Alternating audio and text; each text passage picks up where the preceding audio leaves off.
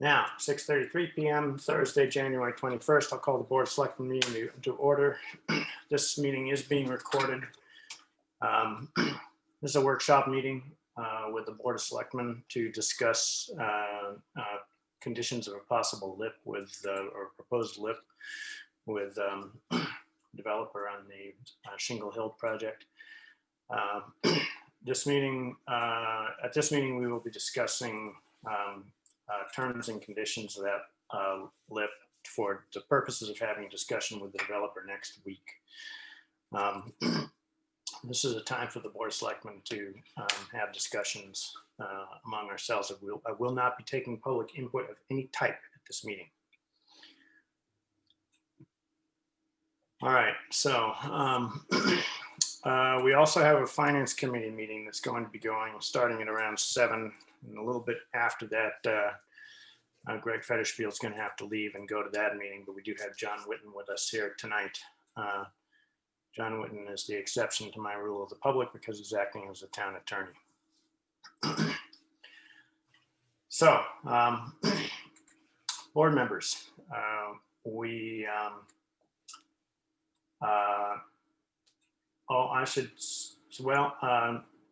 so board, we have the list of possible endorsement conditions that we've talked about in the past. The objective for tonight is for us to come to agreement on the overall broad statement that each of these conditions makes. We do not need to refine the language of the statements. We don't need to get too deep into the details. We can get into that after we've had our first round of discussions with the developer with these conditions in front of both of us.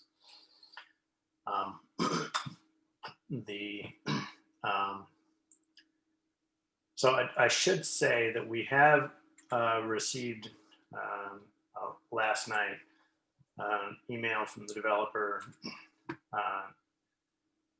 indicating some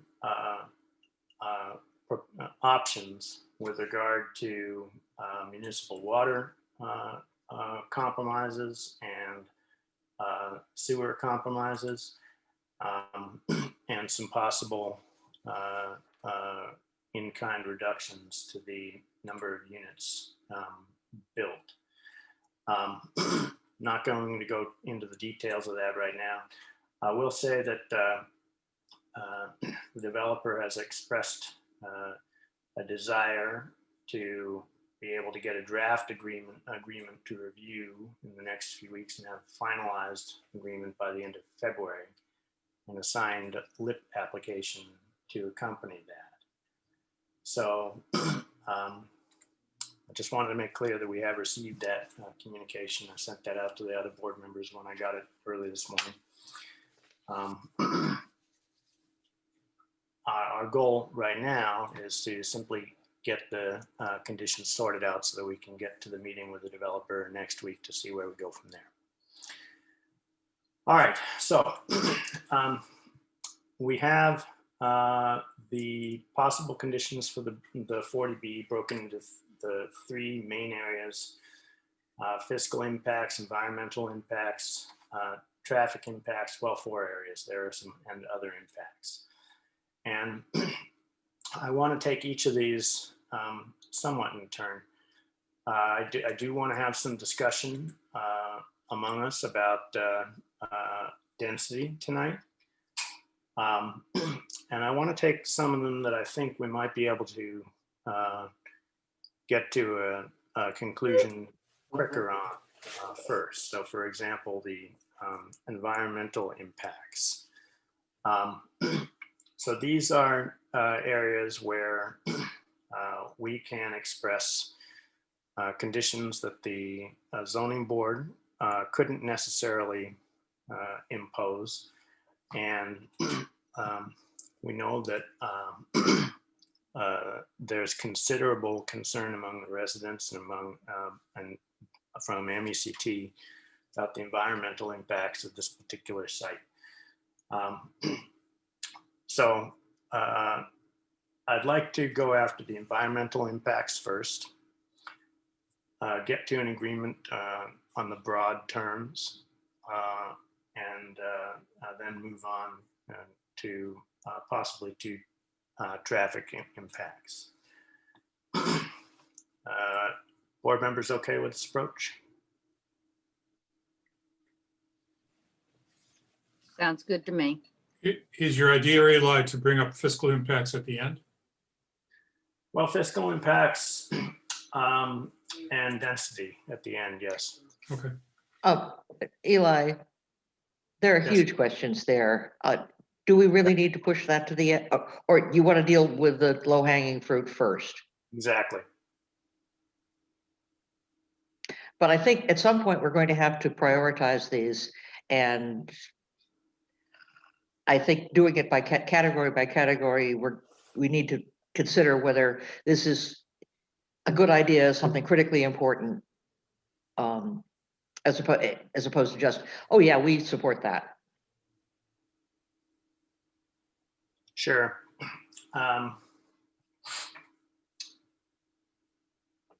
Fair enough. I don't know that we necessarily need to do it when we cover the when we're agreeing to the broad conditions, though. We can do that step afterwards. We can prioritize them afterwards. Eli, I do have a question about when you're talking about the environmental aspects. Are you talking about things such as what the wetland scientists might come up with, or are we talking about, for example, it being LEED certified or high energy efficiency, those kinds of things? I'm just wanting a little clarification where we're going for the starters. The impacts are mostly within the draft conditions that we've already talked about. So not so much the potential environmental study impacts, more focusing on what we want or would want out of a development if the development were to go forward, if it, notwithstanding any other environmental concerns that might hobble the development. If the development were to go forward, the sorts of constraints like no net gaining, nutrient loading beyond the boundaries of the project parcel, that sort of thing. Mm-hmm. Thank you. So I will say that one of the things that's I think is missing from the environmental impacts that we discussed before is with regard to water consumption and irrigation. And we had a recommendation that we ask that there be no irrigation outside of what's needed to support new plantings, and to design the plantings using native species, or species native to the area that are more likely to fit in and might not need as much support from irrigation. So I would like to add that one back into this list here, if that's all right with you. I would also like to amend that to use native species, which need not a lot of water. Does that make sense? Or Yeah.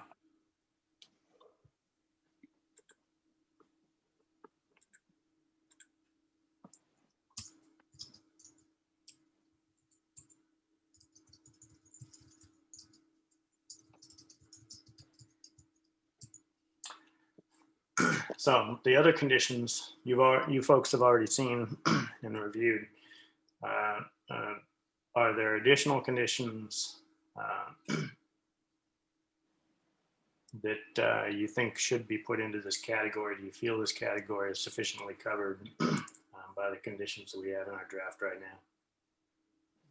Eli, if I may make a comment or ask a question, of course, we're sitting here and we don't know all of the regulations and limits that are posed by the DEP and the EPA and all of the other regulatory bodies that will govern what's going on in this area. And we don't know how that relates relative to what our comments are, because our comments were not put together necessarily looking at those regulations. In some instances, the regulations may be more stringent. In some instances, they may be less. We don't know that, correct? That is correct, and that is why we have John Whitten here to help us. Okay. Do any of those fall under the purview of the ZBA? Mr. Whitten, could you expound on this if you would? Sure, and good evening, Mr. Chairman, members of the board. So where there is federal or state law that requires a more restrictive or more burdensome approach, those will always supersede the municipal jurisdiction. So we don't have to worry about whether there is more aggressive state or federal law, because that will apply no matter what the board does.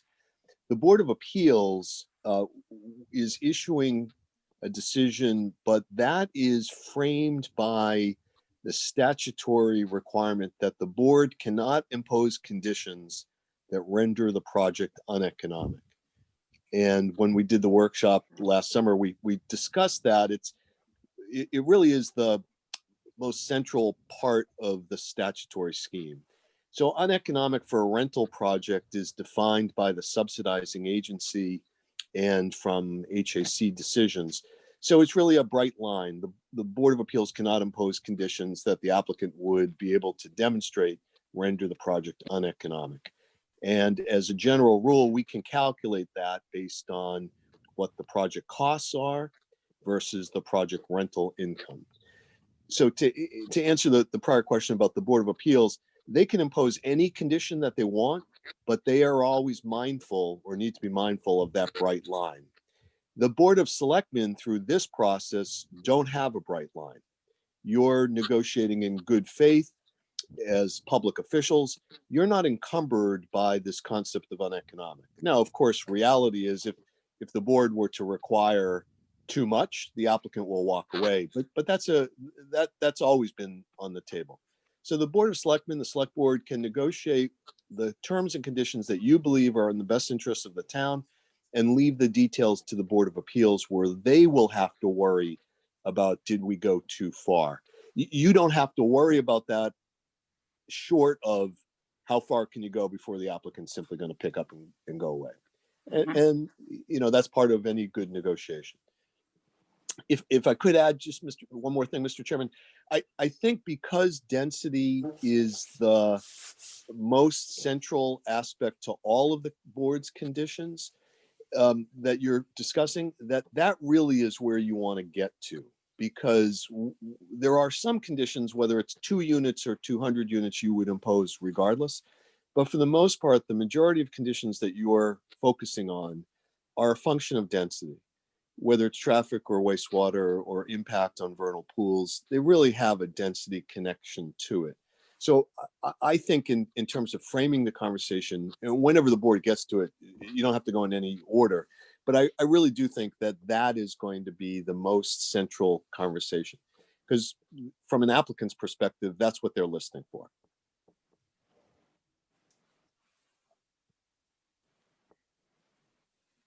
Thank you, John. Sure, thank you.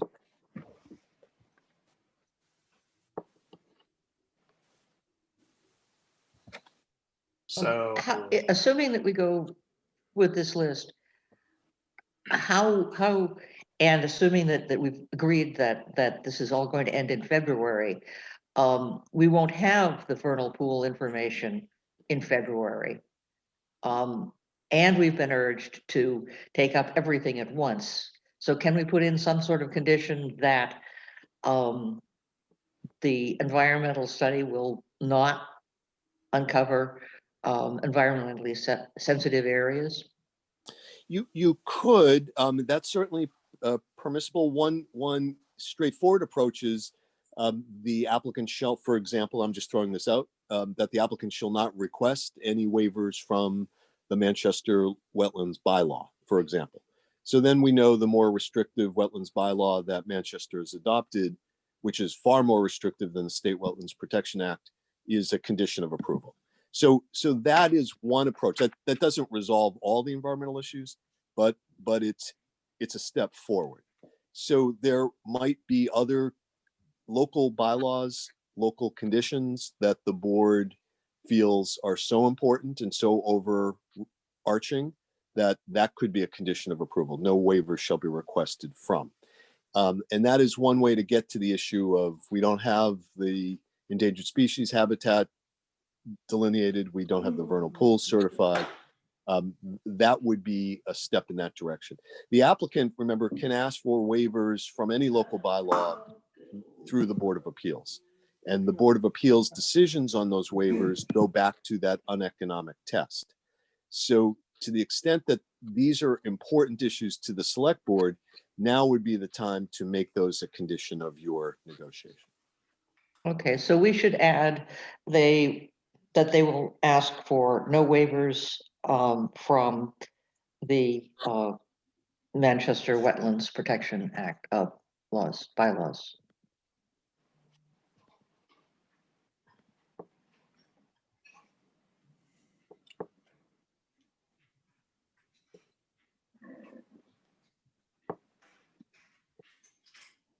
To the board, I'll make the point that if you ask for that, you might as well not talk about anything else, because we can't build the project adhering to all the Manchester local conservation bylaws. So you don't even have to talk about fiscal or traffic or any of that, because if you do that, it's tantamount to it's non-starter. There's no project. So just as an FYI. So, Mr. Engler,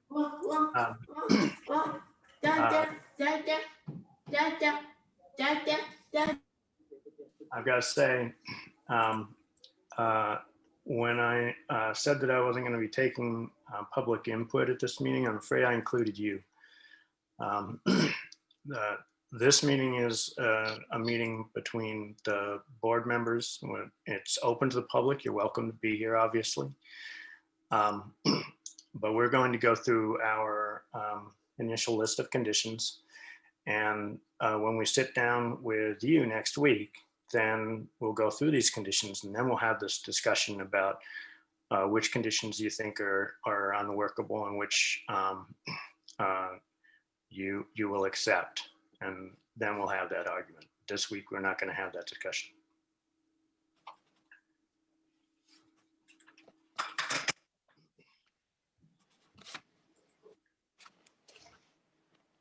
All right.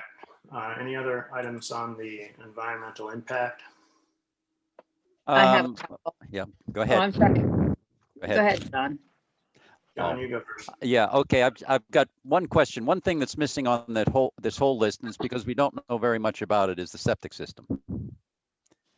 And I don't know what we should request or require. I know that certainly the state requirements are fairly stringent and very specific about what you can and cannot do when you're putting in a septic system.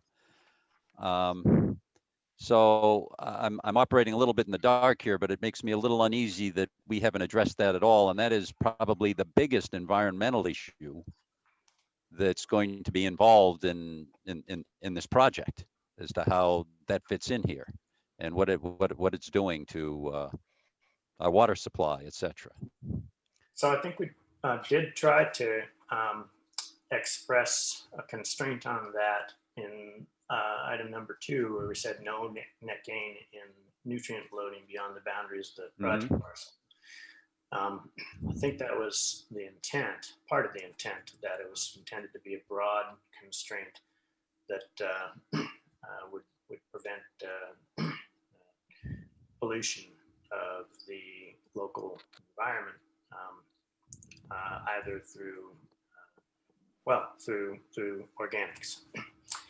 And as far as the septic system itself, that is something that the zoning board and the board of health would be still have sway over in Mr. Whitten, could you check me if I'm wrong in any aspect there? Sure, Mr. Chairman. So if it's a groundwater discharge permit, meaning they are not able to connect to the Manchester system, so let's assume that. Because of the volume of wastewater will be over 10,000 and certainly therefore trigger a groundwater discharge permit from the Commonwealth, that supersedes Board of Health jurisdiction.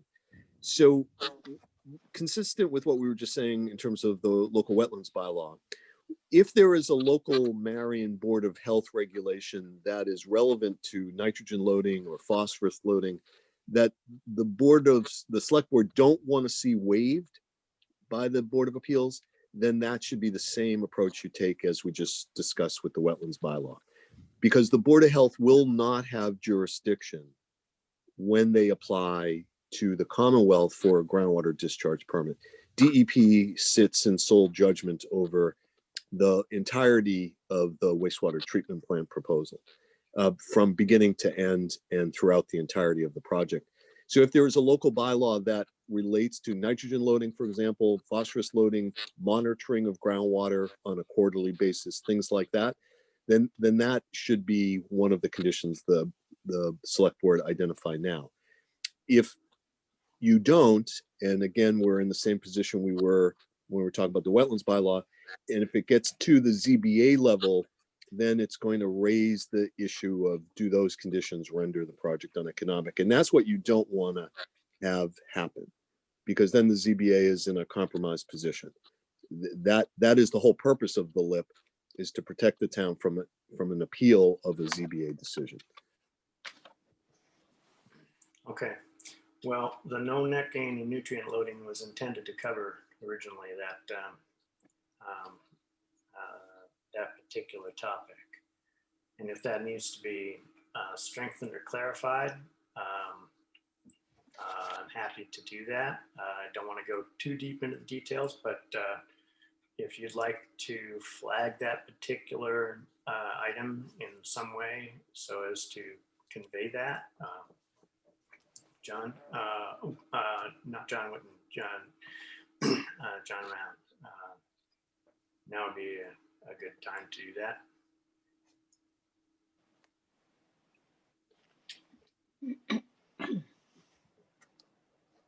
You're muted, I think. Yes, I'll flag that. I want to come back to that at some point here and see where we're at. I think I need a little bit more input here.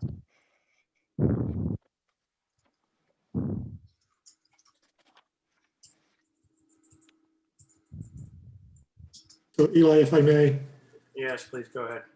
so I'll circle back with the Board of Health and Ellen and just review what standards, if any, that they have for large systems.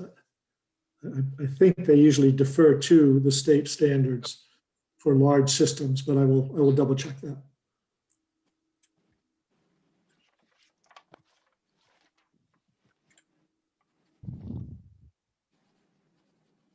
Other comments, John? I'm good. Becky?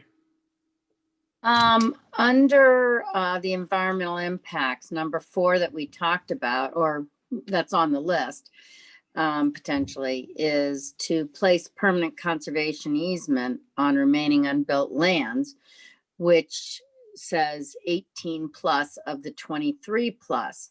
However, looking at the plan, does that include the location of their septic?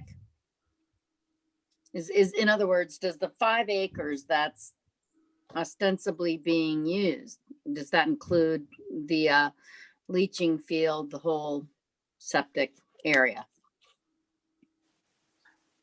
Well, I think the intent was to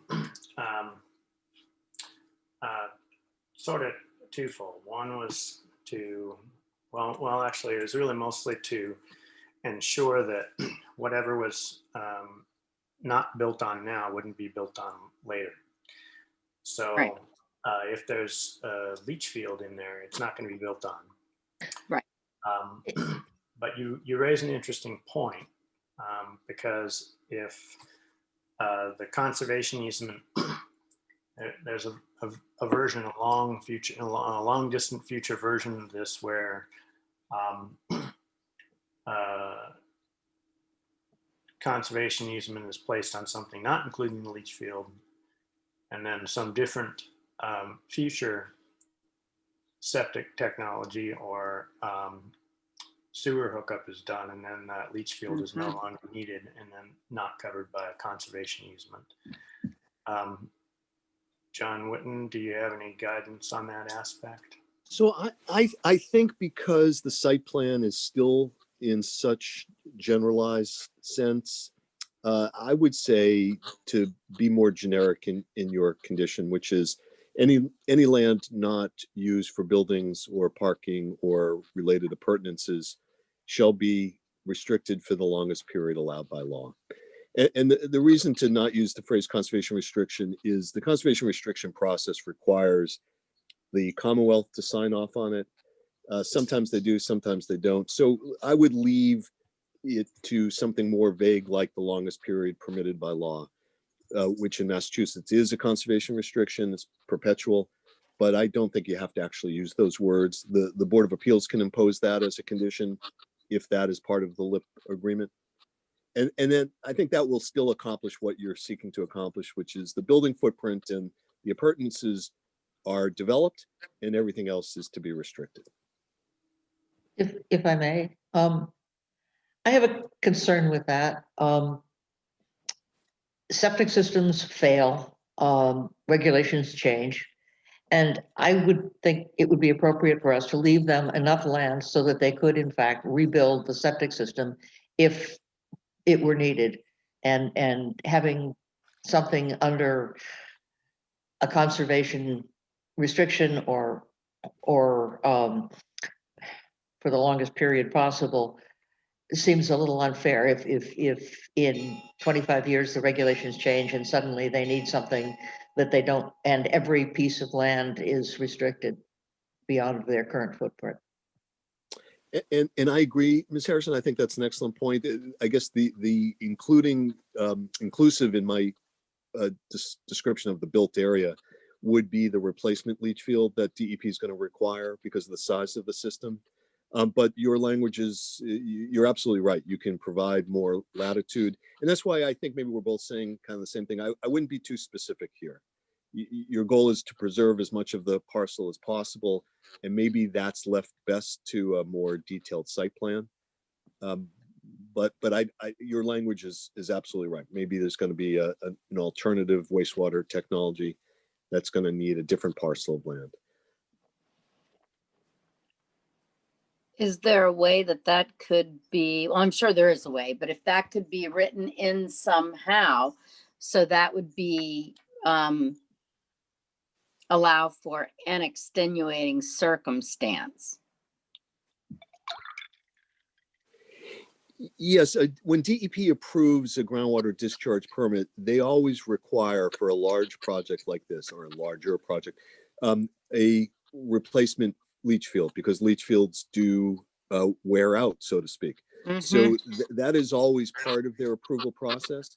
And that would be, at least in my vision, that would be part of the built area, not subject to the CR. The Commonwealth wouldn't approve a CR for something that's going to constantly be redeveloped and additional infrastructure is added anyways. So that's why I say I think we're all kind of saying the same thing. Your goal is to preserve anything that's not developed, Right. but we just don't have the footprint of what's going to be developed all that fine tuned yet. Okay, thank you. That's all from me at the moment. Eli, I have one point that I wanted to make. And I know that we're not trying to wordsmith this document at this point in time, but keep some broad strokes going. I just think it's really important on both items 1 and 2 that we specify that it's during and post-construction. My understanding is that stormwater runoff is highly regulated during construction. But we're talking about both during and post. All right.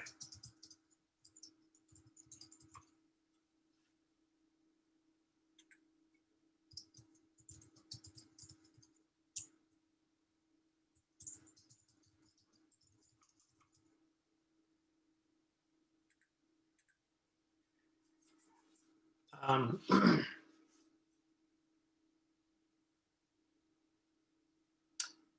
John Witten, we did have a request from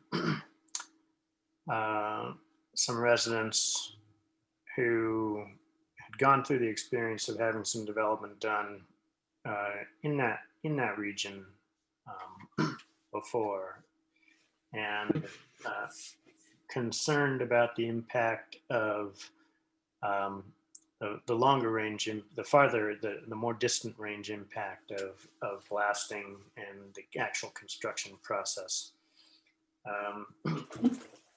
And I think we had asked at one point for some advice on what condition we might need to or want to ask for in here to cover that outcome. So North Shore communities typically would consider pre-blast survey requirement, and then that provides a baseline for nearby or approximate foundations. So the pre-blast survey would identify properties within a certain radius. The board could specify that, but I think you should defer to experts to provide the board with that kind of guidance. Once that pre-blast survey is done, then everyone knows the status of their foundation and structures before any blasting takes place.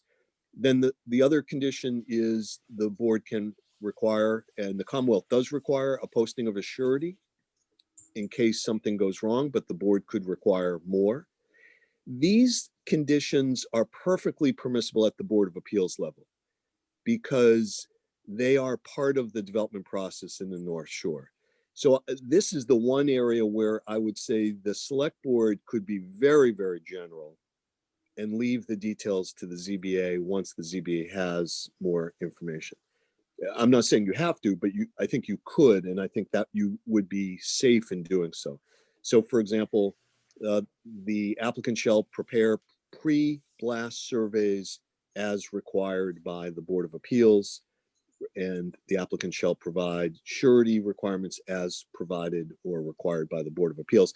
And I think for this issue, that's probably good enough, because I'd be afraid if you got any more specific, we would leave things out or we'd be under-inclusive. And I would say let the Board of Appeals do that. All right. I think that covers the last of my additions to the environmental impacts list. Other board members? Yeah.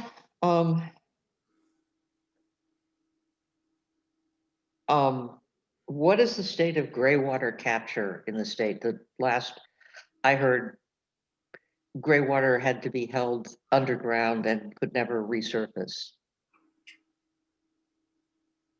John Whidden?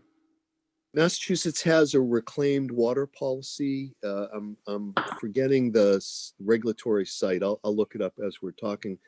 So a percentage of gray water can be used if DEP approves of the same. There are limitations as to where it can be used. Can't be within a zone 1 to a public supply well, can't be within a zone A to a surface water body. I believe, and if I'm wrong, I will figure it out before we adjourn tonight or next week. I believe it's 20% of the water can be reclaimed water, which can be used, gray water can be used for irrigation and other non-consumptive purposes. I'll try and be sure that that's correct, but I'm pretty sure that's right. The requirement in that same section 7, no potable water used for landscaping. If depending on the state of gray water, we may be saying that there can be no irrigation whatsoever, and that's strikes me as being a little over the top.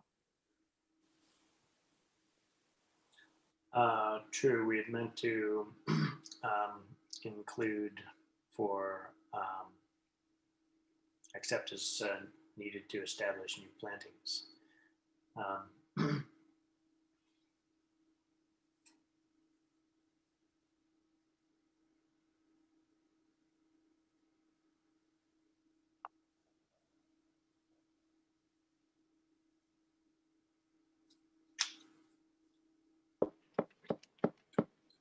When you say over the top, can you qualify that? Okay, with the language that you just described, I'm okay, but I think we need to allow them to use potable water to establish new plantings, or it's going to be a desert. And I think requiring that the development have no plants is unfortunate. Eli, I've seen where other developments have used portable water tanks for helping to establish plants. And there are those water bags that can be put around the base of trees when trying to establish them. But if what we're talking about is having native species which don't require a lot of water, then perhaps less water would be needed to establish as well. I don't think. But again, I've seen other developments where they've used portable water trucks. Yeah, but where does the water come from? As long as it's not potable water from, From Manchester, so it's okay to use everybody else's potable water? no, I'm saying that perhaps they can use the gray water. Doesn't have to be potable water to establish a plant. I think that is actually covered in the language that we have right now. No potable water use for landscaping or irrigation, except as required for establishing new plantings. I think that's Okay, that's not what the sheet I'm looking at says, but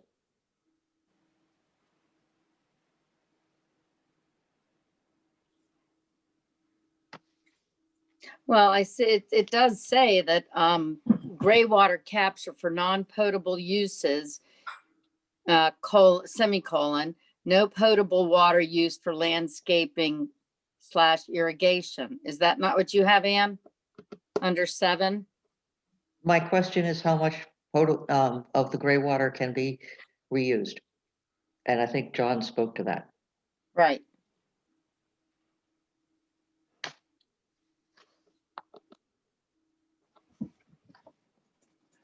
so. Is there a pending question here, or are people satisfied? Can we move on? Fine. I think that covers it for the environmental side at this point. So, traffic impact.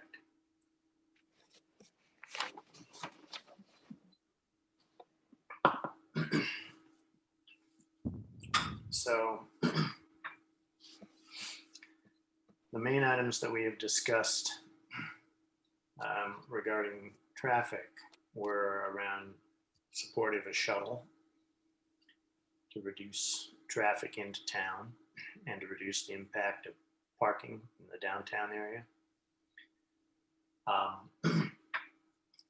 At various times, people have asked about a sidewalk going into town.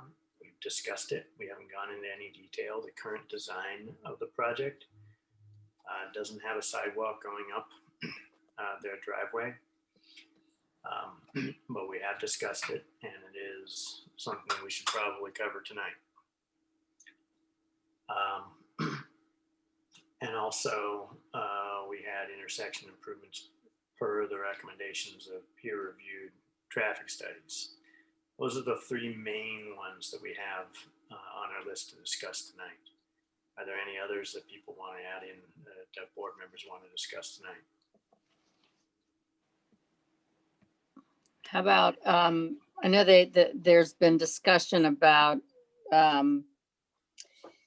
from the traffic study regarding the boulevard aspect versus non-boulevard aspect. And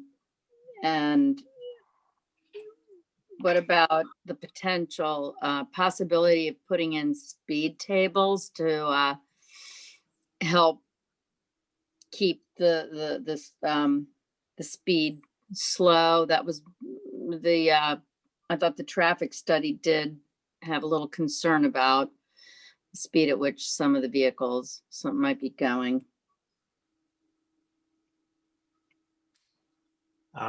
Greg, do you have any input to offer there?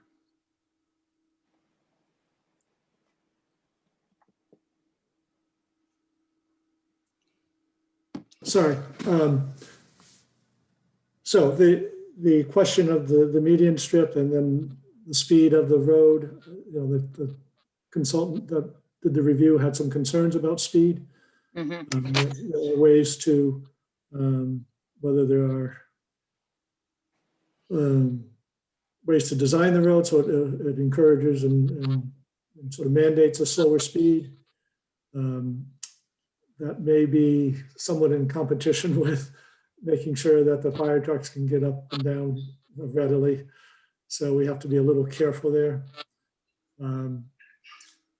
So I don't think you're ready for those kind of details right now, but we could certainly put in a provision that says that we further analyze that subject to our traffic consultant might suggest.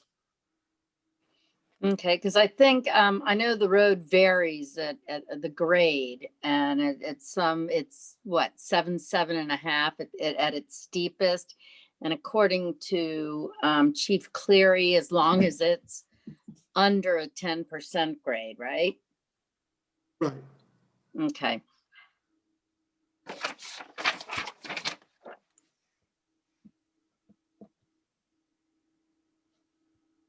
I'm just thinking that that's something that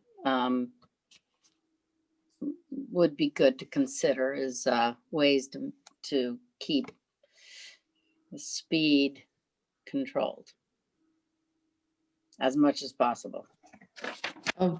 Becky, do you mean speed on the driveway or speed on School Street at the driveway entrance? No, just the access road, Mhm. the for the development, because that was one of the things that the traffic reviewer pointed out.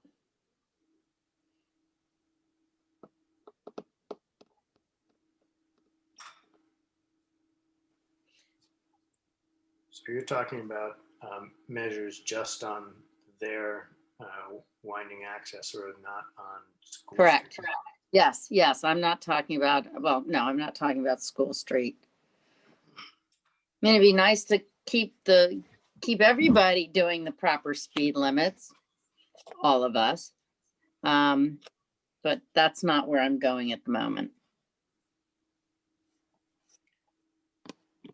Okay, so tentatively, some condition around speed control measures on that access road. Yeah. Okay, let's just leave that one hanging for a minute. We'll come back to that. Okay.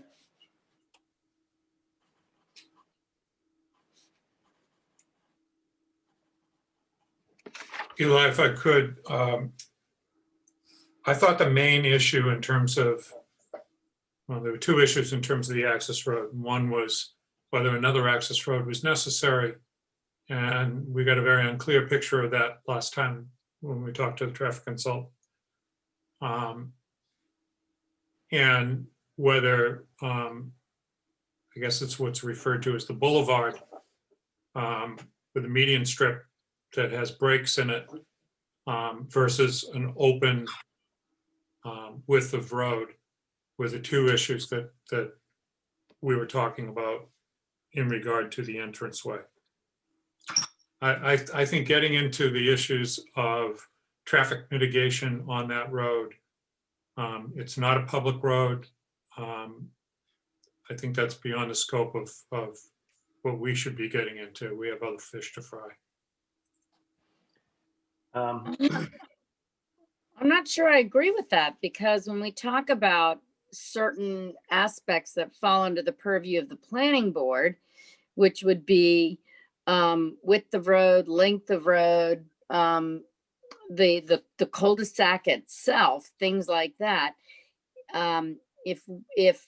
If we don't address those and those come before the ZBA, they're more limited as to what they can do.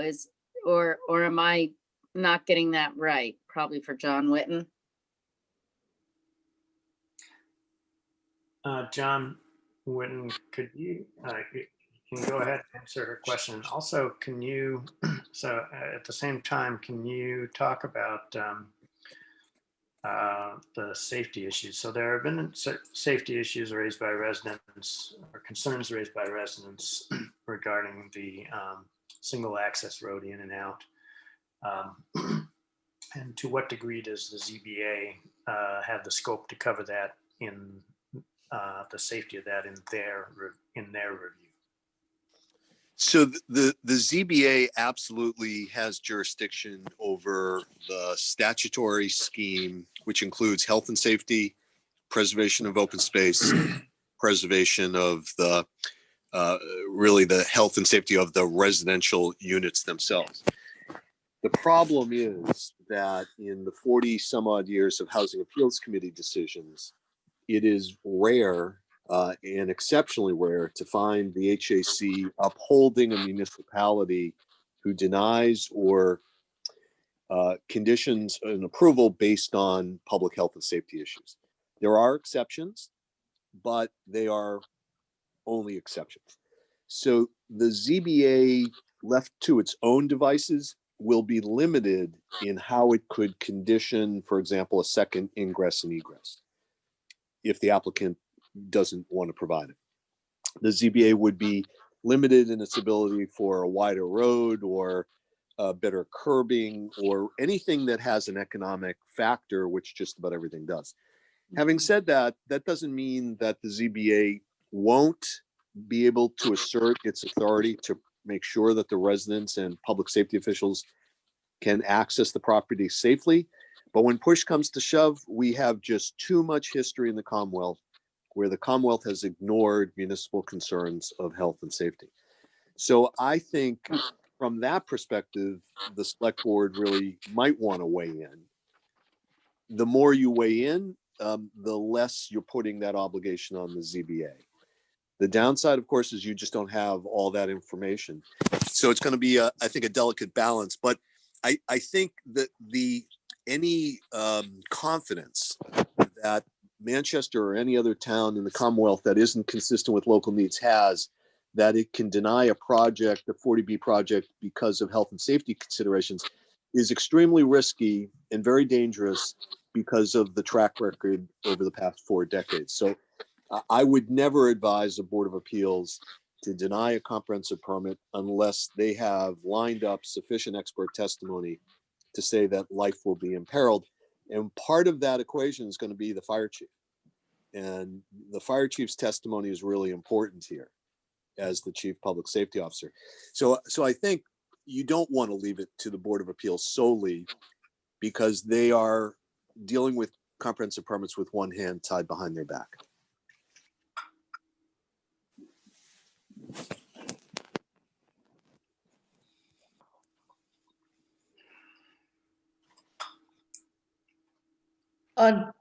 In that general area, and I'm sorry, reverting back to environment, one of the things that has been talked about is using granite curbing on the access road for the purpose of constraining runoff. that's certainly an extra cost feature. Should that be something that the selectmen ask for, or is that something that's in the weeds and the ZBA ought to be able to deal with it? I'll give you my opinion, but it's totally up to the select board. I think that is specific enough to leave to the ZBA. But that is your, I don't want to interfere with your judgment. I think because the devil in the details really requires the plans that we don't have, plans and profiles, cross sections. I think that's a condition that the ZBA could comfortably assert. Granted, curbing in and of itself won't make a project uneconomic. It's the other conditions, cumulatively. So I don't want to detract the select board from imposing any condition you feel is appropriate, but that is one where I think you're on safe footing if you left that to the ZBA. Thank you.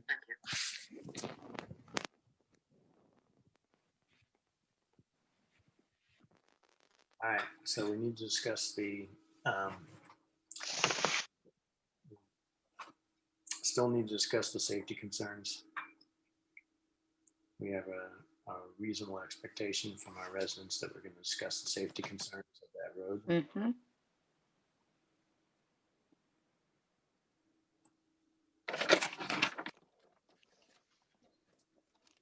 Before we go digging into that morass, For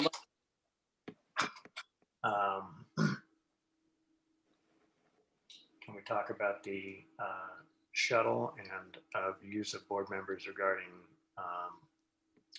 sidewalks? Eli?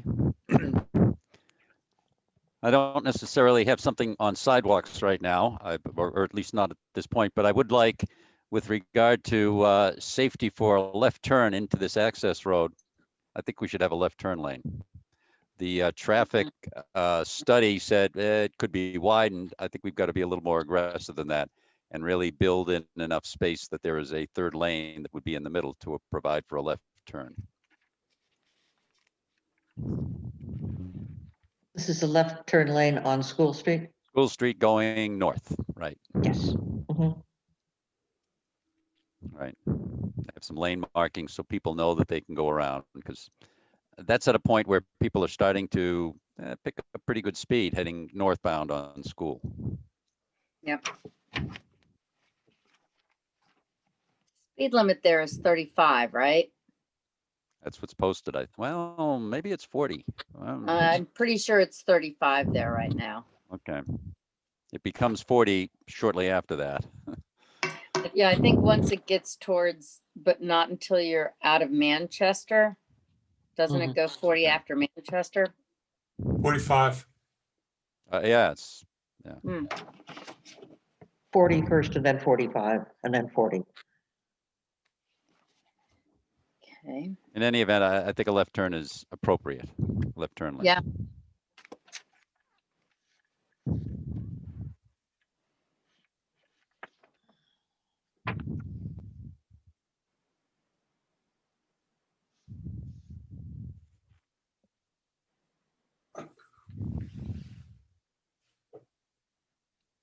Other board members on the topic of the shuttle and or sidewalks?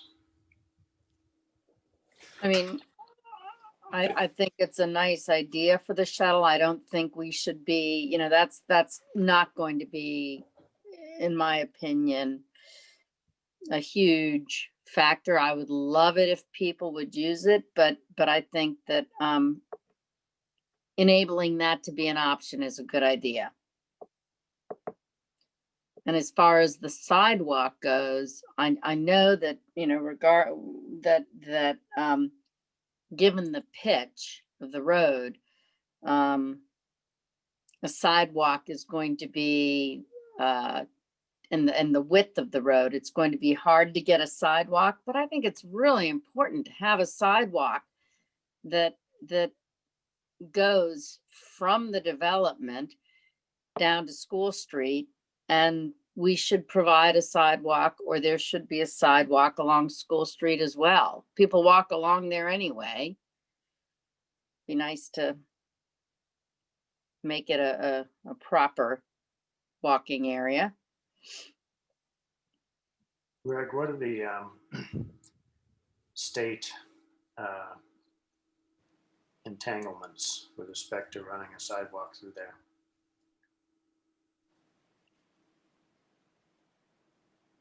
We would need to get their permission for that. I don't think that's a huge lift, but it's something we would need to do. Does it, if you provide a sidewalk, would it, or if the development provides a sidewalk, does it have to be ADA accessible? Because if that's the case, that's out of the question, because I believe it's 5% max pitch for ADA, right? Well, public sidewalks are required to meet ADA. I would have to defer to John about sidewalks on private land. Yeah, no, this would require ADA compliance because it's part of, first of all, it's part of a public process and it is open to the public, even though it's private land. So it would be ADA compliance. Your traffic engineer would be able to provide the details, you know, in terms of what the grade can be. But yeah, the entirety would have to be ADA compliant. And can you do a less formal path? Is that possible as opposed to a like a paved or block, some pervious block walkway instead of having something built in? That's not, you know, not in my wheelhouse, Becky. I don't believe so, but that's where I think your traffic engineer could be helpful. The building commissioner as well, because it's both ADA and state building code. But I don't know. I don't think so. Just given the rigidity of the ADA, I doubt it. Yeah, and they definitely, no, it definitely can't be, it 5% pitch is the maximum for ADA. Yeah. So there's no way they could do that then. Unless you do switchbacks of some sort. But isn't there a lot of, I guess it could be on the side across from where all the retaining wall is. Yeah, I mean, honestly, the site is very difficult. No Yeah, question. yeah. I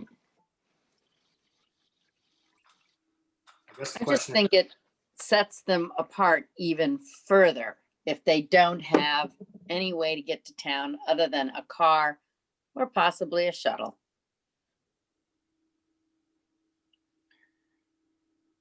Yeah, in my mind, it makes the shuttle even more critical. Yeah. Mhm. the issue that I see, the big concern that I have regarding the development and the number of cars that it has, and not so much the initial traffic in the morning, but that impact of that parking. We have serious parking problems in the downtown area. We've been wrestling with those for years. And mitigating that impact is pretty important, I think. Yep.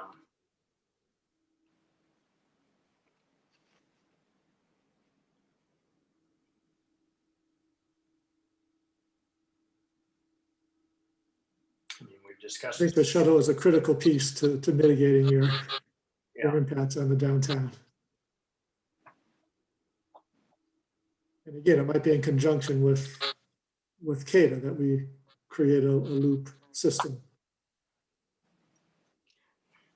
Well, somebody suggested having, and I don't know if this is potential or possible, but a path somewhere on the property that leads from the development down to School Street. I mean, we are a very walking oriented town community. And I just think that walking, biking should be options. Well, how much do we want to push on the walking if we think there are potentially, if it's going to be very, very hard to achieve that, should we be focusing our energies more on the shuttle and Yes, okay. bicycle sport?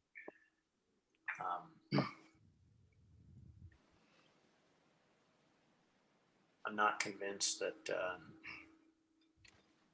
bike support would be,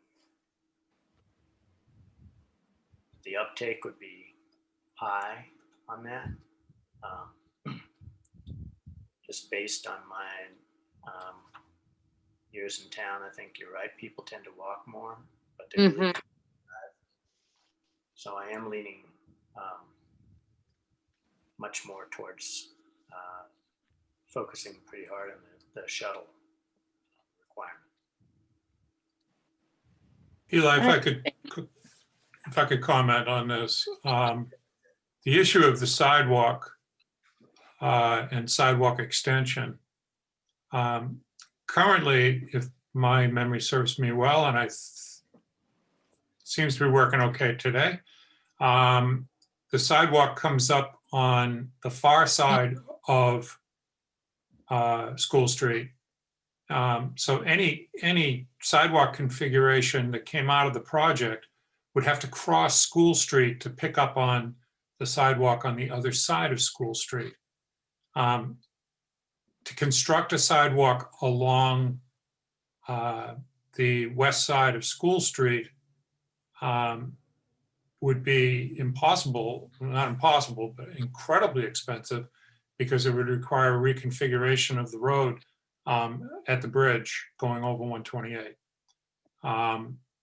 So I think that the whole business of sidewalks and sidewalks coming off the property because of ADA, and sidewalks approaching the property, and even this walkway coming off the property that may or may not be ADA, subjected to ADA provisions. That's all well and good, but I don't think that we're going to get there.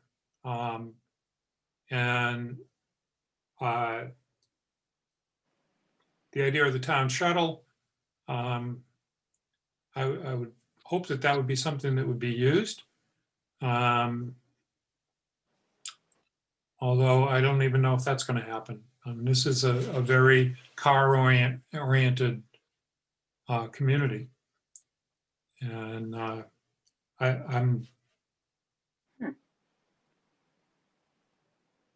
think there should be some provision if we're going to request the shuttle to be set up and a regular contribution be made to it, that there's a review of ridership, so that we're not asking that this be done and that the town is committed to it for just a few riders.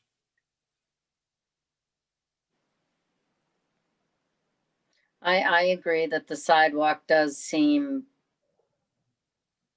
an onerous, as much as I think it's really important.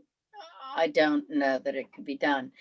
But while we're on traffic, Greg, did we ever get the auto turn? I never saw that.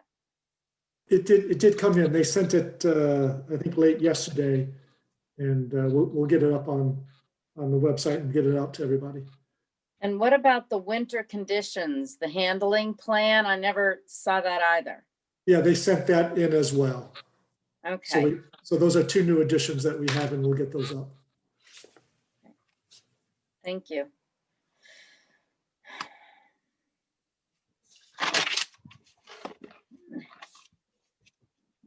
I'm going to sign off and head over to the other meeting, but I'll catch up. Okay. Bye, Greg. So Eli, who's taking notes and recording all this then? Is that Gail's getting it? You're muted, Eli. Look at that. So this meeting is being recorded.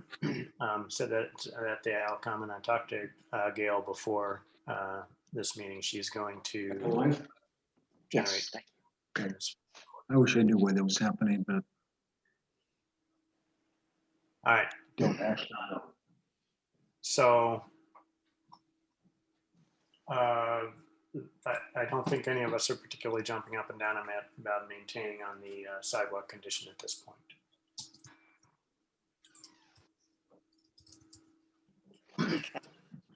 When, As far as the details around the contribution of the shuttle and terms of the shuttle, I don't think we necessarily need to have those completely sorted out tonight. mhm.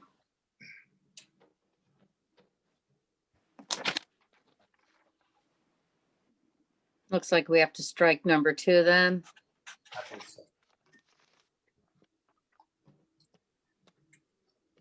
So,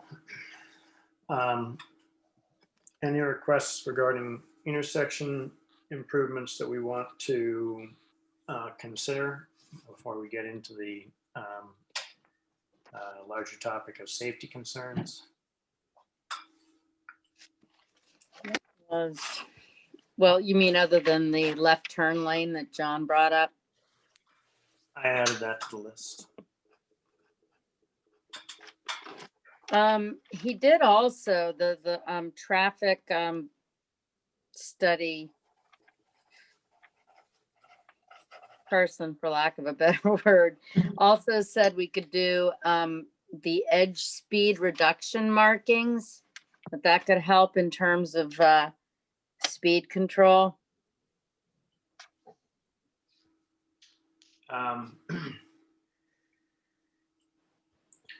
John Wooden,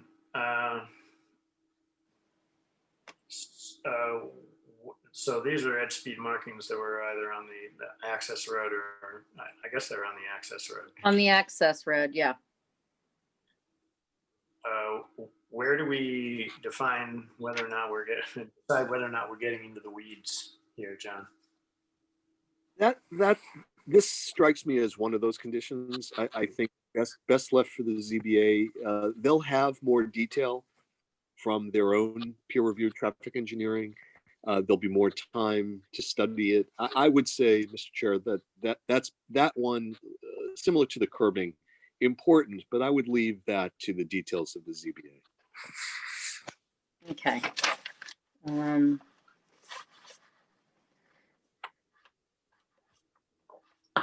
That's, So it's my understanding that in terms of traffic impacts, we have the issue of the annual contribution to a town's shuttle and the left turn lane.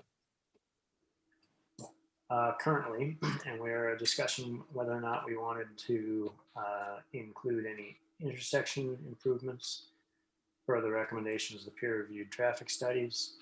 And then we still have to discuss safety concerns and whether or not we wish to place any conditions based on the traffic study that was given to us. So the intersection improvements, one of them was the whole issue of the roundabouts at the 2 exits entrances onto 128. I don't know of any others that were specifically recommended by the traffic consultant.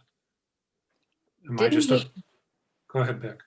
I was just gonna say, I thought he said something about pitch at the coming out of the development onto 127 under the School Street.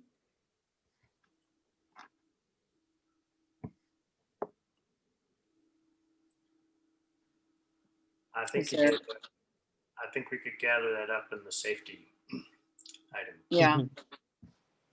I would say that let's incorporate his, because he said it, there was good sight lines, that was not of concern, right?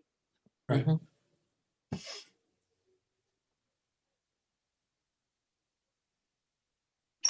I'm trying to bring that up right now, So the roundabouts, one of the concerns that I have is I suspect that those are sitting right in the middle of state territory.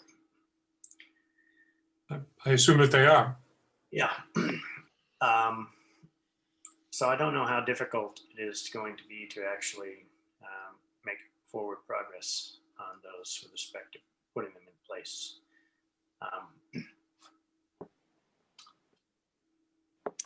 Didn't you say that was something we do through the state, though? Right. I'd like to see that get onto the town planners and the DPW's radar to investigate that further and perhaps do a specific engineering study for those two roundabouts. You know, we did the little roundabout experiment down at the end of Pine Street, which was not well received. But this is a very different matter in terms of the way that people come through there, the speeds at which they come through there. But I don't think that has anything to do with this project. I agree. There isn't much evidence that they contribute significantly to the congestion there, and the congestion is going to increase whether or not, and yeah, this is a town issue and not a development issue, in my opinion. Fair enough. We have a lot of other territory to cover. All right, so now we're on to the safety concerns on the road.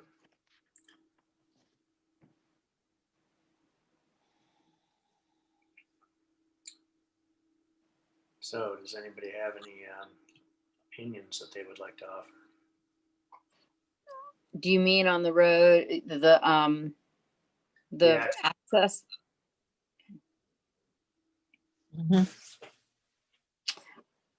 Well, it was mentioned that the cul-de-sac should be made smaller, but I don't, that's probably also for ZBA, I would think.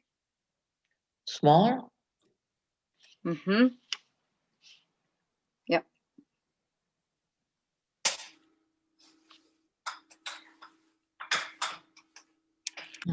There were there were several sets of concerns raised by, you know, residents and to some extent by the traffic engineer. There's the large item of single access in and out. And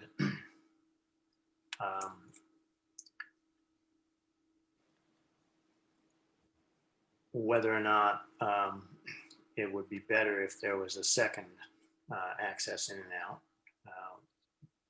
It's been indicated that it's not really feasible in this project to put second access road in there.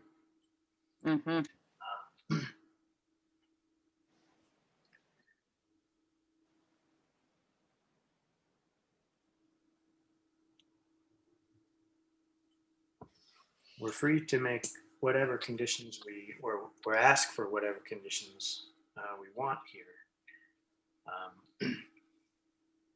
Obviously, some are simply not going to fly or won't be agreed to.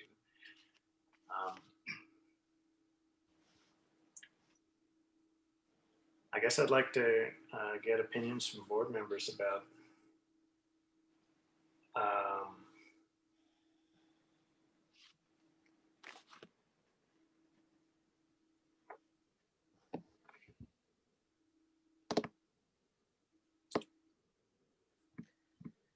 I think the developer has already said that that is absolutely impossible and he won't do it. And if we're trying to present a group of requests that we hope we can reach agreement on, is that consistent with requiring something that he's already said he won't do?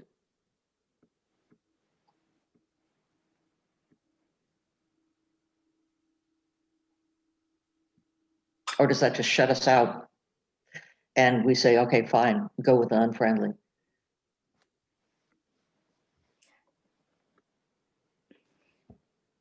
well, I think canceling your negotiations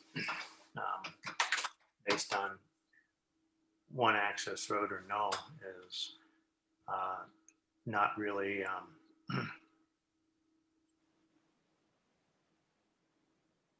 not really in the best interest of the town. John Whitten, if the Zoning Board of Appeals, through their safety studies, feels that the lack of a second access road represents too great of a safety concern, they can still appeal that to the HSC, right? Yes, the only way to preclude the applicant from appealing to the HAC would be if that were a condition of your LIP endorsement.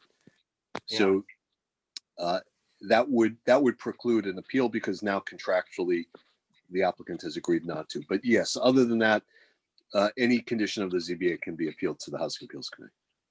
Regardless of where we came down on safety concerns here, the ZBA could still deny, after they got their traffic safety review, they could deny the application if they found that the safety concerns are too great. Correct. At which point the developer would need to appeal that decision to the HAC. That's correct.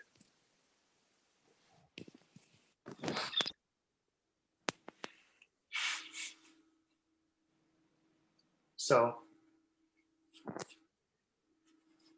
seems like, given our understanding of the finances and the particular layout of this particular project and our other goals, if we are to negotiate a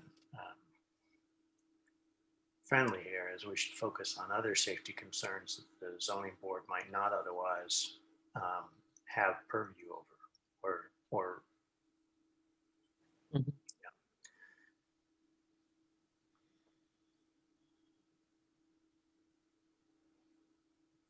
So were there other concerns for safety on that list from the traffic safety engineers that board members feel like we ought to weigh in on?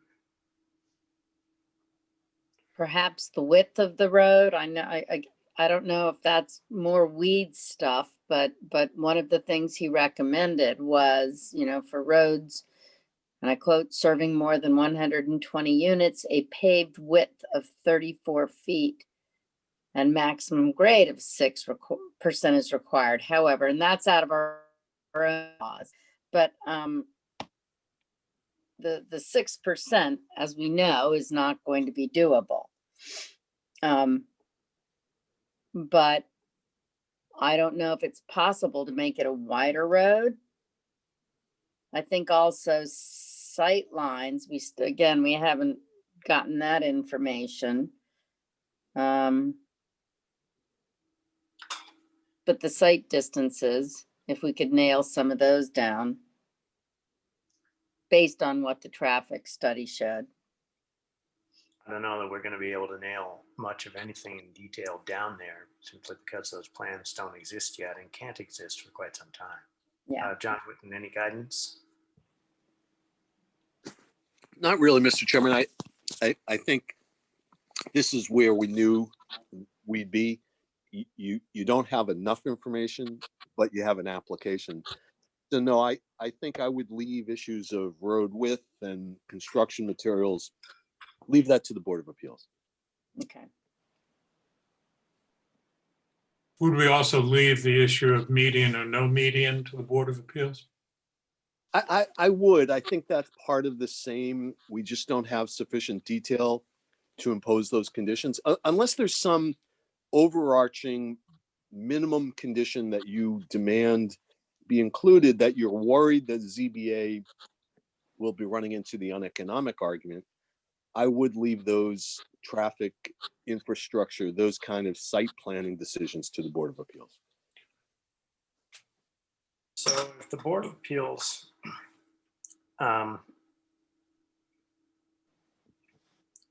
in their site planning decides that the road would be better if it were wider and met, for example, the more stringent requirements of our traffic safety engineer. And the developer disagreed and appealed those conditions to the HAC. The HAC would then typically decide in favor of the developer. Yes, oh, undeniably, yes. And just to add to that, when an applicant appeals to the Housing Appeals Committee, the Housing Appeals Committee hears the matter from the beginning, de novo. It's as if nothing ever happened at the Board of Appeals other than the issuance of a decision. So it's rare that an appeal to the Housing Appeals Committee is over a single issue, unless that single issue is the be all and end all.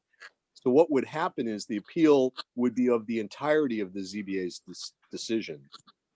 And then the hearing before the Housing Appeals Committee, de novo, starts from the beginning as if there was no hearing before the Board of Appeals. So that's why we really, you want to avoid that if it's avoidable. In some cases, it's not. You know, some things have to get litigated. But that's why I say I think there are some conditions best left to the ZBA because they will have the details and the information upon which to base a detailed decision. And you're at that disadvantage because you don't have those details. So if we wanted to weigh in on the safety concerns of the road, would a method of being able to do that be to condition the developer that they will not appeal the project or they will not appeal decisions from the zoning board regarding width or certain other parameters of the access road? You certainly could. You could narrow kind of that general condition that I suggested earlier to any condition relating to health or safety or traffic or road construction shall not be appealed. Yes, you could. You absolutely could. And the broader condition that you suggested earlier,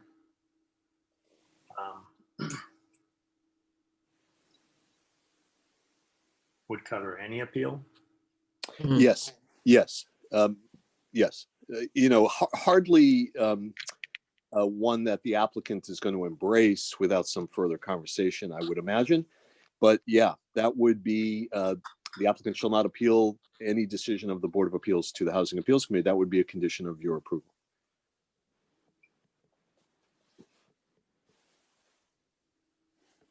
Seems likely to be the end of conversation.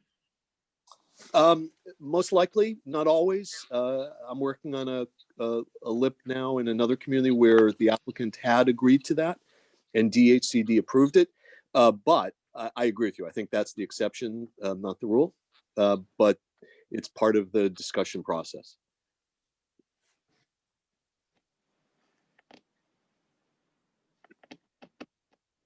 Well,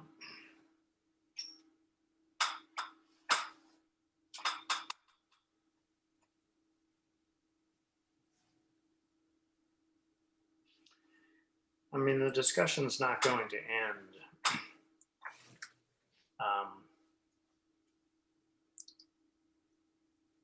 before it even gets started. There's no utility to the developer to walk away without arguing over some of these and seeing if we can come to compromise position. So perhaps if we leave the broader condition in and see where we land in our initial conversations, that would be the most practical option for us right now. So are we including talking about the parking garage and those sort of recommendations? Can you be more specific? Well, the peer review talked about the dead end parking bays, the backing obstructions and the structural columns as problematic.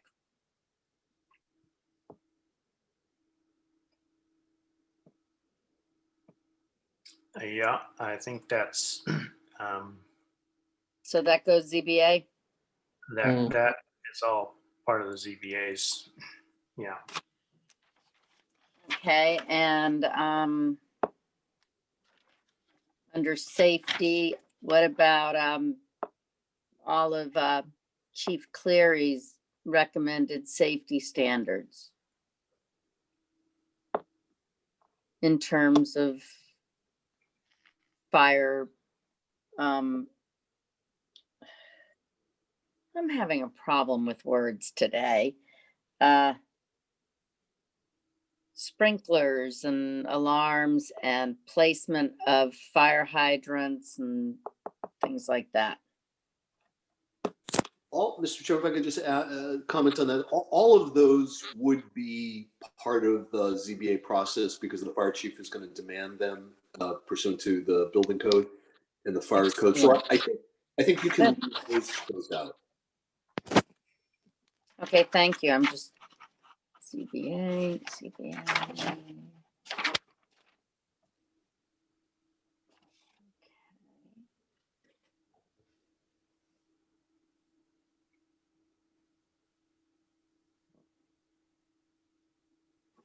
Okay.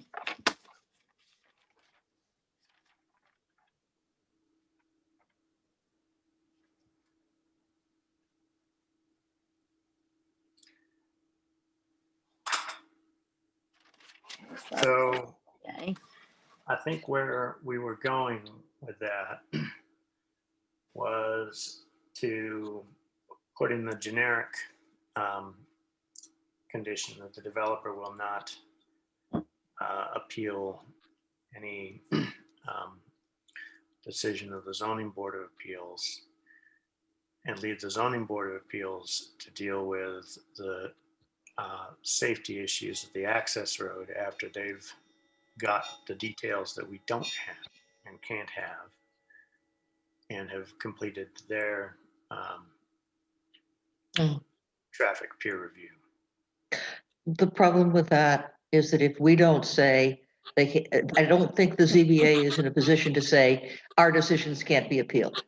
So I think if there's something specific that we don't want to have appealed, we need to, not necessarily tonight, but during the discussions, once the developer has said, as he probably will, no, I won't agree not to appeal the ZBA on anything, then we come back and say, well, here are the 6 things that we think are important, and we would like you to agree not to appeal these specific decisions by the ZBA. Does that That's seem right. like a way to proceed? Yes, that's right. Mhm.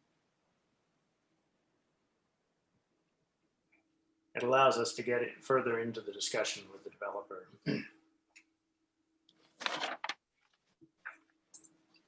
Without necessarily having to try to impose very specific conditions right now that are difficult for us to reach based on the limited information that we have.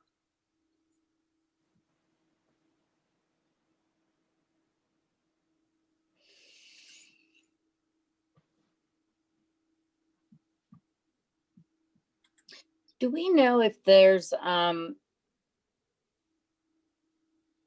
this probably comes under fiscal impacts, but for the parking, if there's going to be a charge for parking underneath?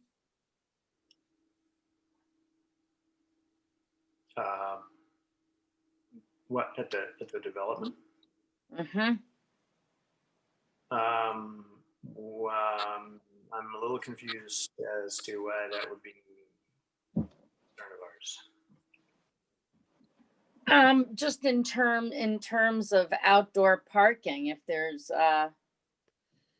people are potentially going to try to be finding places to park outside, and there's limited parking. At the development?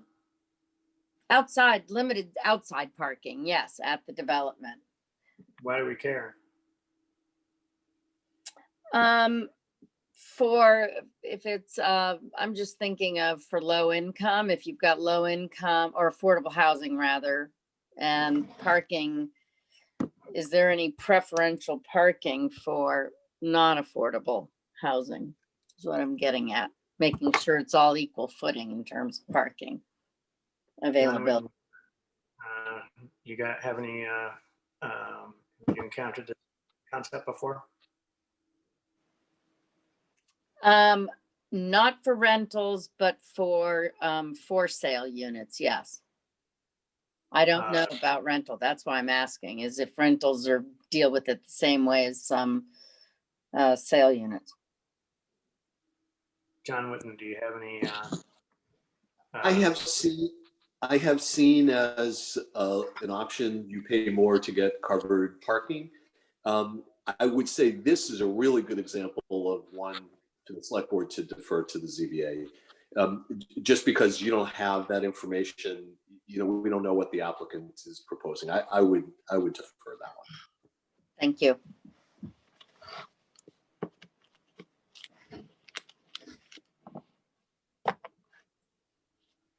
All right, I think that we have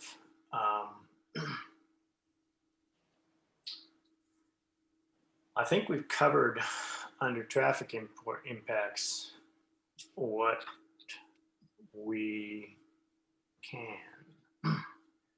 I think where we came down, and I'll just go back, recapitulate, and folks can, board members can say if they agree. So broadly, we want to talk about an annual contribution to support a shuttle run from development into town, a shuttle loop. We want the developer to support a left turn lane on School Street heading north. And we decided that we, under the other impacts section, we have the item that says agree not to appeal the agreed to conditions to the state and agree not to appeal the ZBA and comprehensive permit as the broader conditions, thereby allowing the ZBA to weigh in on the safety aspects of the access road.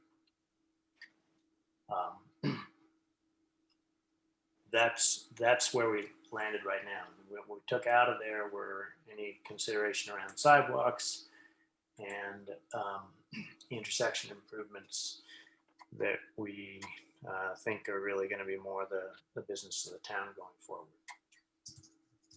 Did we talk about the slope of the access road going in down to School Street? Or did we decide that was a ZBA thing? Said that I said that we probably wanted to group that in with safety. However, John Whitten might want have something to say. And also, is there a particular reason why you're concerned about that as opposed to general safety issues on the access road? Or is it a safety issue as far as you're concerned? I think we've discussed sight lines, speed control, notes someplace, road width, medians. This is one piece of that whole thing that I don't remember our having gone over. Not in detail. Because I think sooner or later, we're going to be making suggestions to the ZBA of things they might want to think about. And just having the notes that include what we've discussed. John Whitten, as a matter of process, yes, the Board of Selectmen may provide information to the zoning board on issues that we have concerns about. Those are not part of the letter of endorsement. Is that correct? Correct. The letter of endorsement is the application to the state. So the Board of Selectmen would be providing its lip endorsement as a contract that goes to the state, which then becomes the project eligibility letter if the state approves it. Once the application for a comprehensive permit goes to the Board of Appeals, the statute requires that the Board of Appeals seek, among other boards' comments, yours. So that's where you get to weigh in on the greater level of detail. You'll be providing advice only. It won't be binding on the Board of Appeals, but you will have an opportunity to weigh in on all of the aspects of the project once they apply to the Board of Appeals for a comprehensive permit.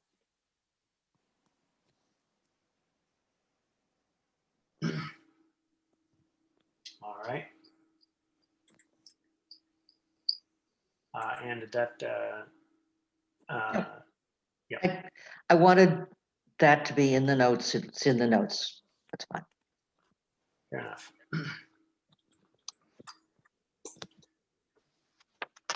All right.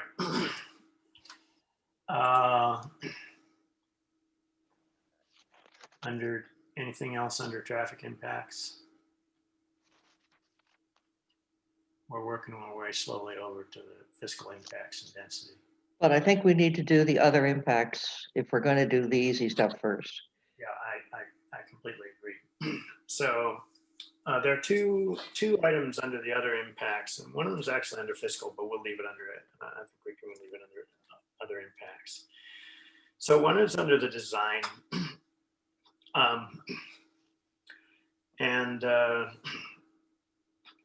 So we've received a fair amount of feedback from residents and some extent other boards, planning board, suggesting that the profile of the building and aspects of the building should be designed more to fit the character of the town. And I tend to agree. I'd like to constrain it in some respect. We did receive some fairly detailed descriptions from Gary Gilbert. Question is, how do we, first of all, do we want to weigh in on that here? And then we're going to have to ask John Whitten for a good way to express that in a condition at this level. So board members, you want to weigh in on how, whether or not you think it's appropriate for us to place some sort of condition here regarding the design to express character of the town. Yes, I do.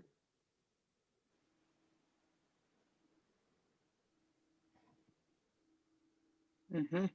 John Whitten, if we were going to constrain the developer along those lines to address aspects of the design that concerned us, breaking up of the roof lines and the materials being used,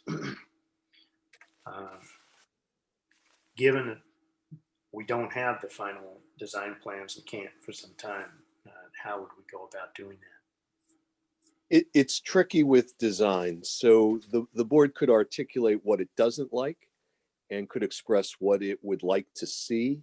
But unless there is exhibit A to point to, here's what we want it to look like, or something like this, it's very hard to narratively design a project, So I think this is where Gary's expertise or other expertise in town could be really, really helpful. I think the select board could identify what it doesn't want to see, whether it's a flat roof or whether it's 4 stories or those kind of macro issues that would then require the applicant to come back with plan B. But I don't think you should spend your time for this process trying to redesign it, because you really can't unless you have something to point to.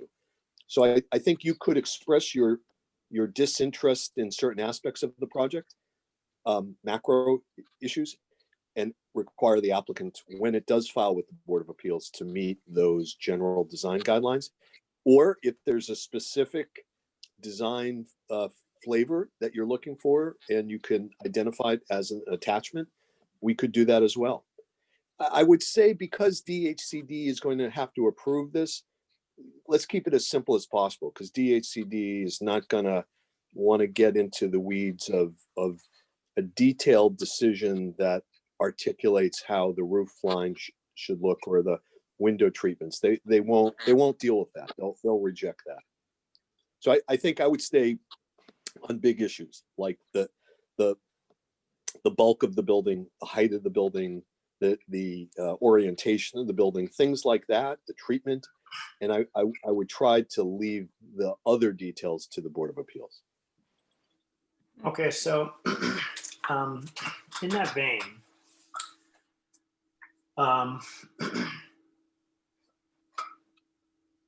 so I'm going to think about this from the very near term. Obviously, sorting out the specific language of any constraint or that we want to place there tonight.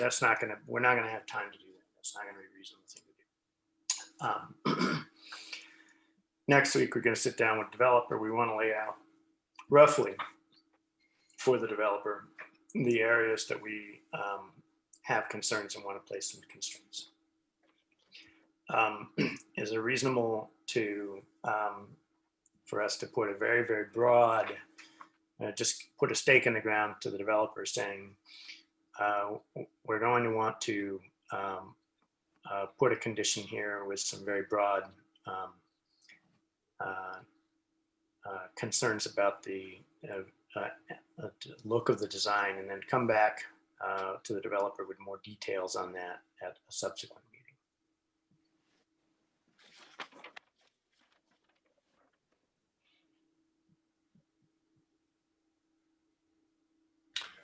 Eli?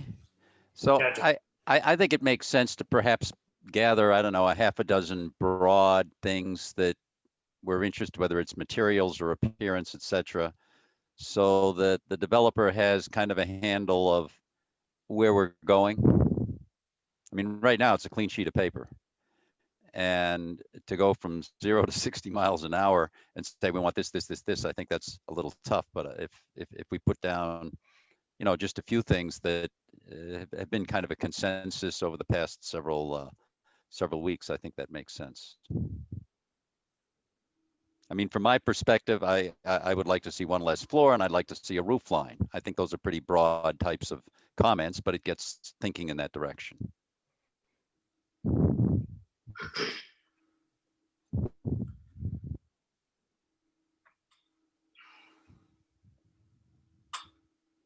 All right. We're going to get into density really fast as we go into this issue, this particular issue. Let's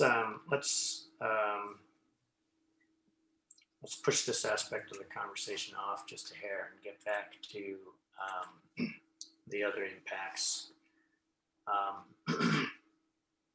Let's move on to the local preference for 70% of the affordable units and reduced to 60% by AMI for half of the affordable units, or all of the affordable units.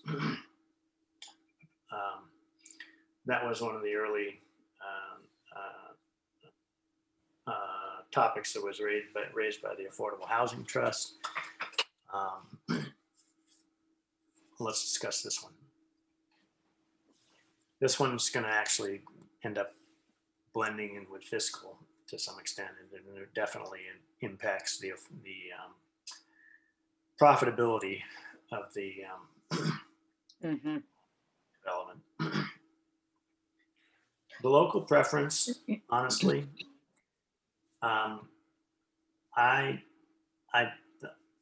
because it's only the first round of rentals, I don't know how much I really want to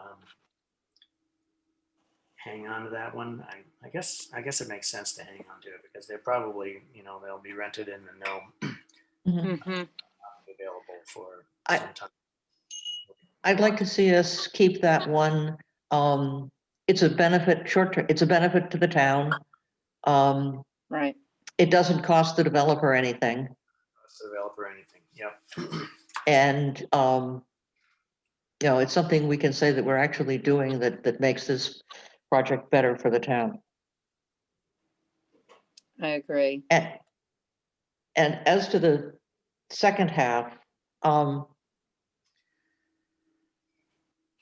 like to know exactly how much, and the developer has given us a schedule of rents and how much this, that, and the other, and I have transferred some of it to a spreadsheet, but there's some information I don't have to evaluate it, but I think that reducing to 60% of AMI for half of the affordable units is not a huge cost. And again, it would be something that would make the project more attractive to the town, making units available to people who find the current proposed rates for the affordable units shocking. Yeah. It makes them And- affordable. Yeah, it makes them Or some more of, at so. least some of them more so. And I can probably with Sue Brown and to make sure that I understand there's some definitions, I can take, you know, how many units at how much is assumed to be vacant, and I think it's just a question of some units are 20% less. A relatively small number of units are 20% less. Mhm. I don't think we can put that, I don't think we can ignore that because it is a direct cost to the developer. So I'd like to work on that a little bit more before our next meeting. And to that end, I have a question regarding, I know we've got 1 bedroom, 2 bedroom, and 3 bedroom, but the 1+ bedrooms, I'd like to know definitively how many units would be the 1 bedroom if, you know, based on the 157, and how many are the 1+, because that can also factor into potential school-age children. Um,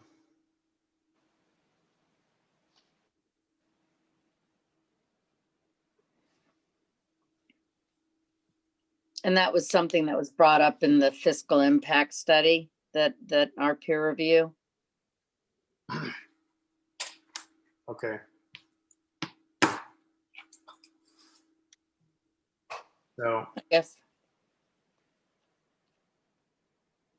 that's not a question I'm going to be able to answer for you tonight. So what, and how's it going to impact our discussion tonight? It's going to impact under fiscal. Sorry, I jumped. Okay. So the 1+ versus 1 units. Mhm. All right, come back to that.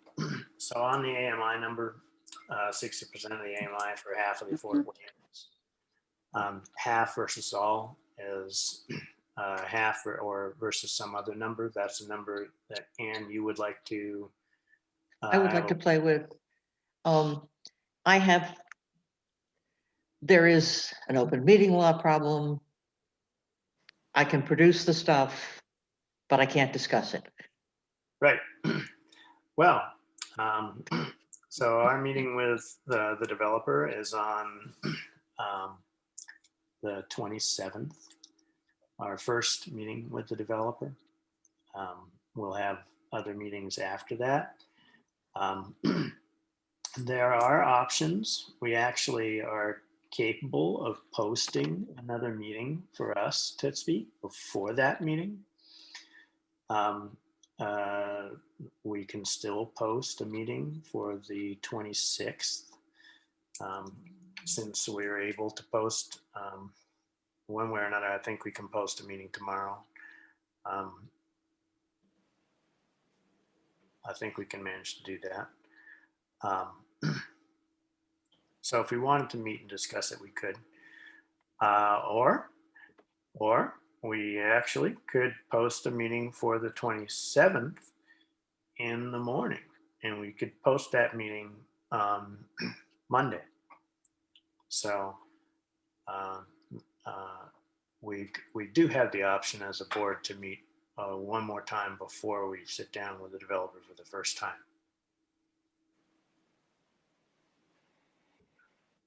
I think that would be a very good idea for several reasons. One being that I would like to look at the printed list, not only look at, discuss the printed list of what we've resolved tonight before we walk in.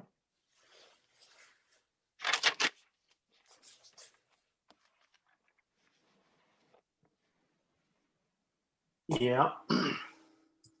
I think the developer probably would be desirous of having that list before he actually sits down in the meeting. But John, wouldn't you see any problem with us giving the list to the developer for the first time in the meeting and discussing it with him there?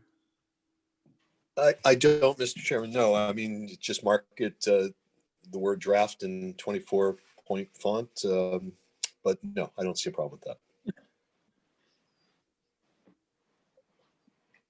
Can I get a clarification on what the issue is that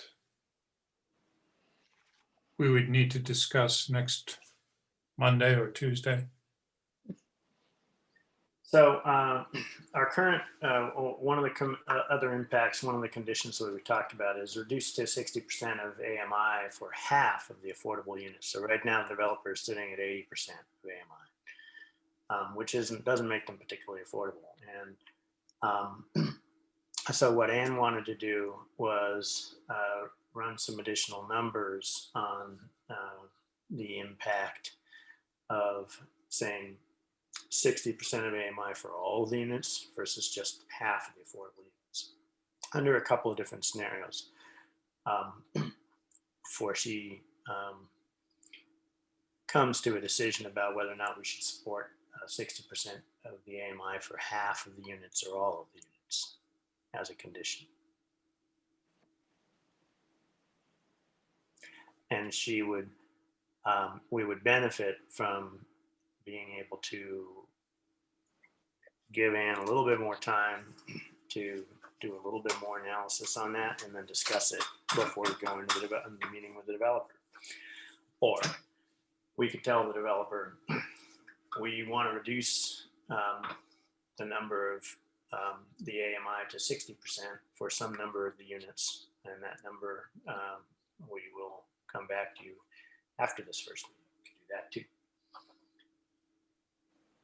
That's why we're discussing whether or not we want to meet one more time. Plus Ann wanted to have us finish up the editing and have the printed version of the final list and have an opportunity to discuss it before we actually sit down with the developer, since we're working with very much a draft and modifying it in this meeting as we go.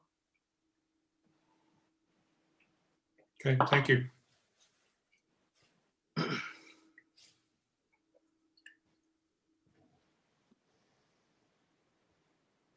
So broadly, people are still in favor of the 70% local preference for 7% of affordable units and reduced to 60% of AMI for some number of affordable units.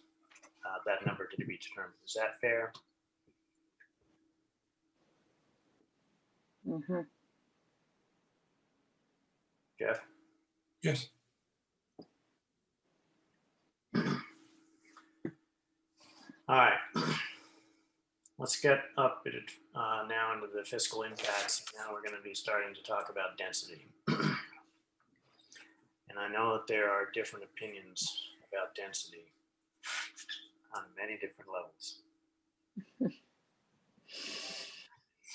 So,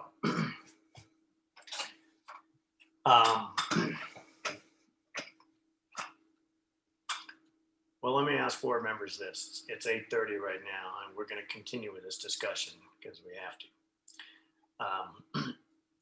Does anybody need a bio or water break before we dig into this next topic? All right. We will take a 5-minute recess. Is that all right? Yes, please. 5-minute recess for everybody to discharge and recharge, and we'll be right back. It is 8:27, 8:28, 5 minutes from now.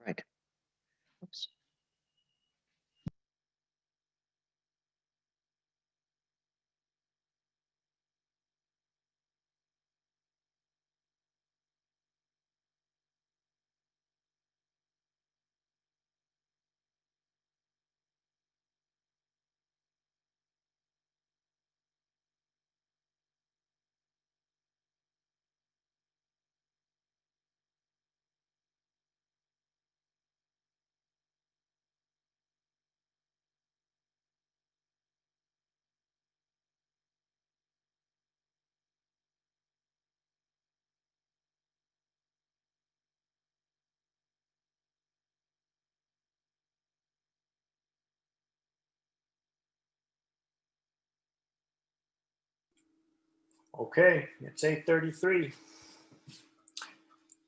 Oh, we don't have Jeff back yet. Or do we have Jeff back yet?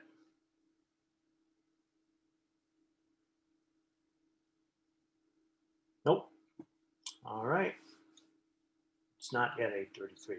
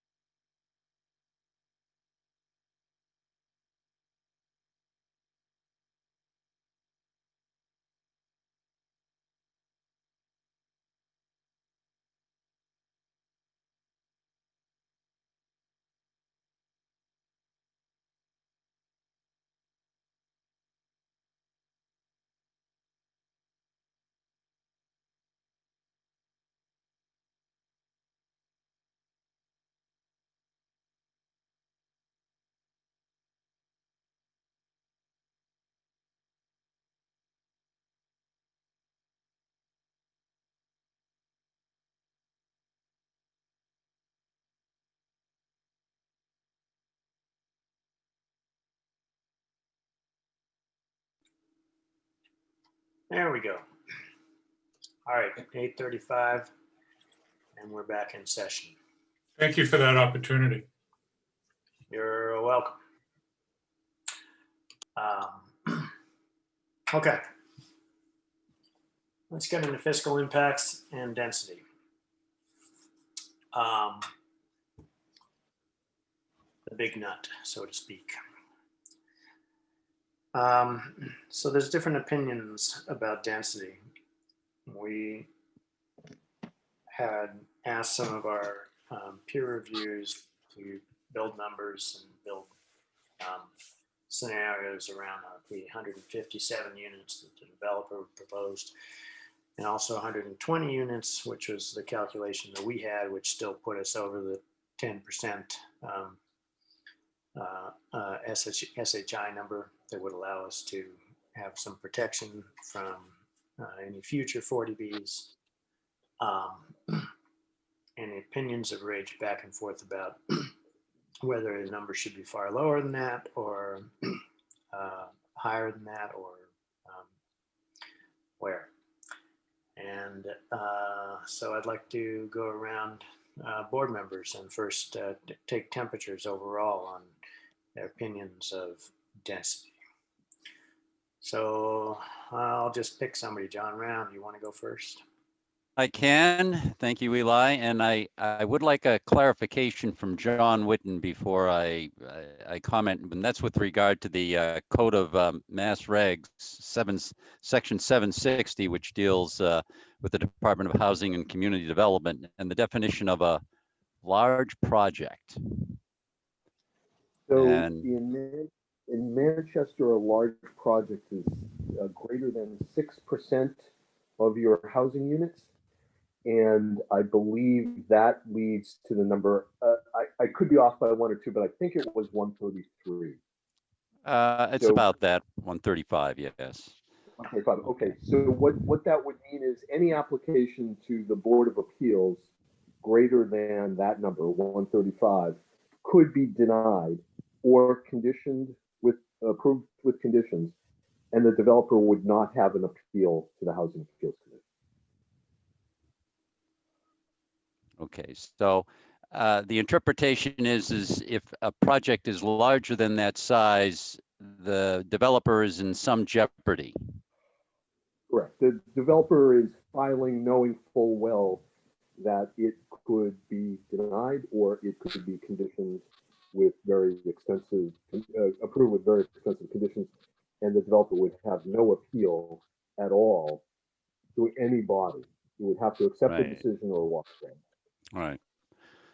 So it, in general, is probably in the developer's best interest to be below that threshold and deal with other issues and take the size issue off the table. Absolutely, yeah. Okay. I don't know one developer who would ever file over what's called the large project threshold, unless there is some preordained agreement, which would not be the norm. So no, the developer's always going to come in below that threshold. Okay. Okay. So this. So All right. follow Eli? up with a hypothetical just on that one particular point. Hypothetical is this. Suppose that the Board of Selectmen provided a letter of endorsement for the project just as it stood. Just said, hey, great, 157 units, go for it. And the developer took that, went to the state, and then went to the Zoning Board of Appeals. The Zoning Board of Appeals could still deny it based on the large project requirement. Is that correct? Yes, but what would more likely happen is the applicant would come in, even though you approved 157, and even though DHCD approved 157, the application would be for 133. That's what I thought.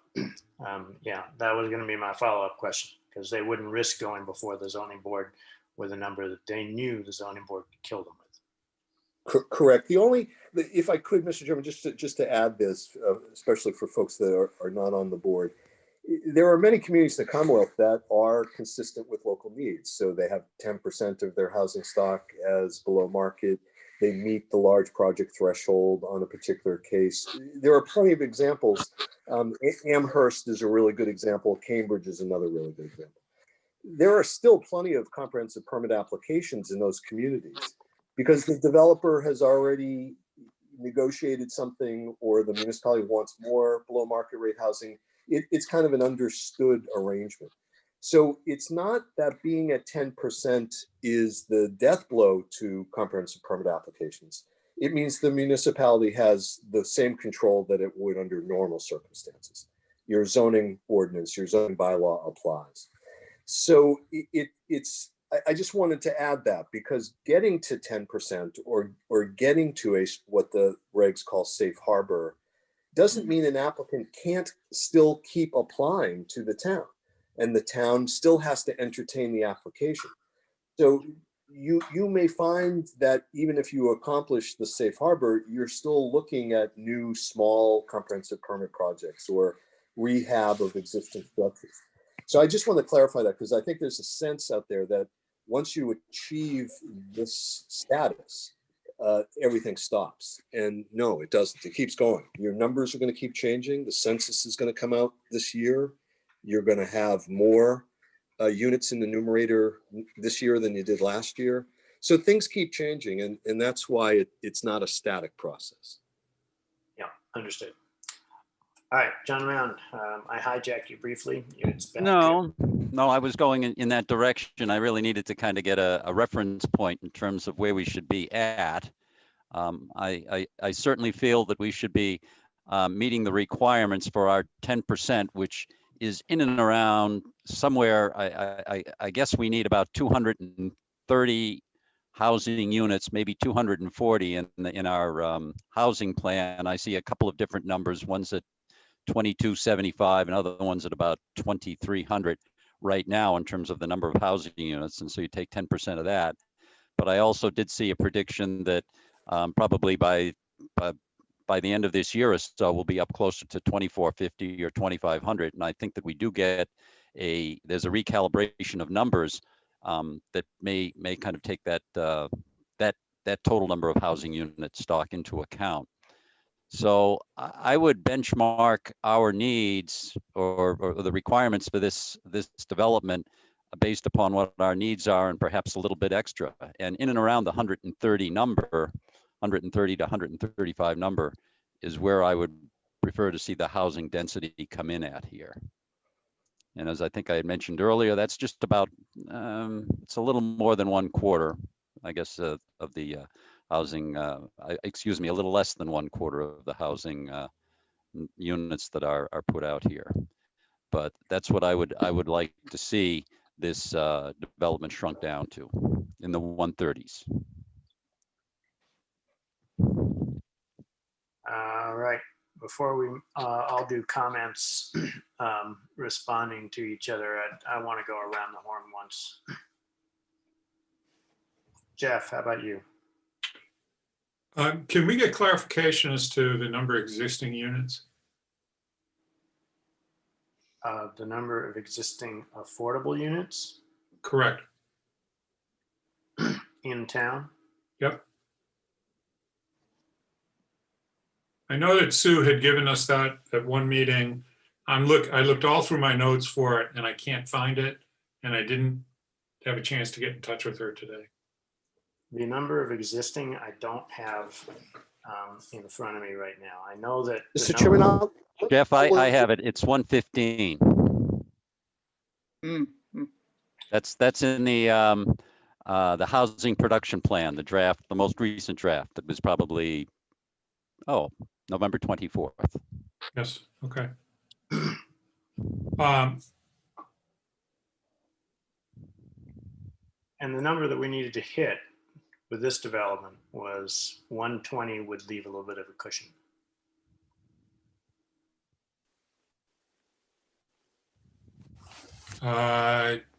Not according to the numbers that John just went over. Yeah, well, I was going to get back to that.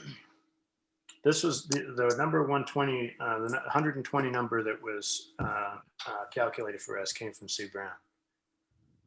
Okay, so that would be 2350 for total units. And what John just said was that there's information that we may be up as high as 2450 at the end of this year. Right. I see your point. So the cushion isn't large enough. That's what you're concerned. Yeah, it's not much of any cushion.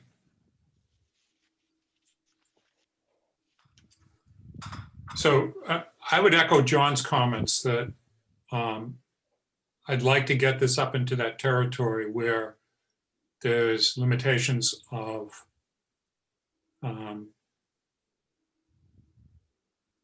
appeal of any ZBA decision on the comprehensive permit.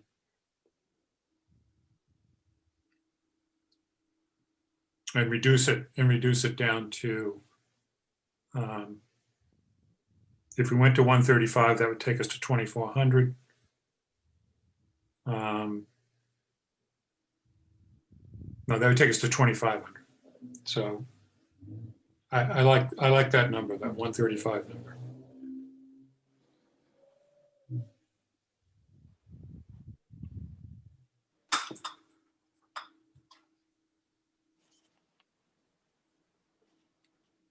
All right. Before we go arguing back and forth, let's keep going. Becky.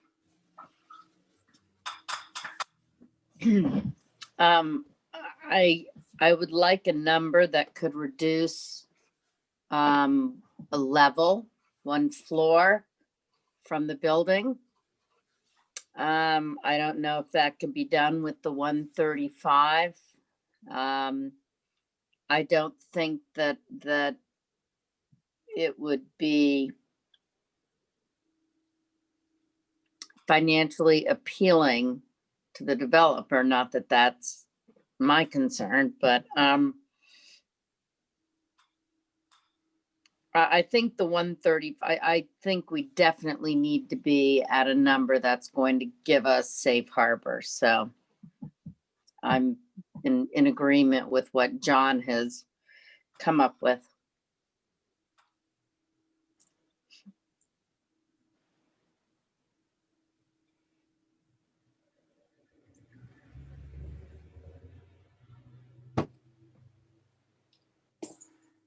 Anne. I don't think we ought to ask the developer to reduce the number at all. He has to reduce it on his own, or he loses the right to appeal. So whether he comes down to 133 or 138, he has to come down to something in that range. And I don't think we should give up anything in the negotiation to get him down to that range. I had another thought and I lost it, but it will come back. The other thing that concerns me is that if he reduces the number of units, or as he reduces the number of units, I'd like to see the reduction done proportionally across the various types of units. That is, he can't just say, okay, I have to reduce it by, what are the 21 or 25 units. I'm going to take it all out of the single bedrooms, because that means that the cost to the town will be approximately the same as it was at 157, and the revenue to the town will be substantially less. So let him do the reduction that he has to do, and our requirement be that if he makes any reduction, it has to be proportional among the 1, 2, and 3 bedrooms and in the 1 pluses.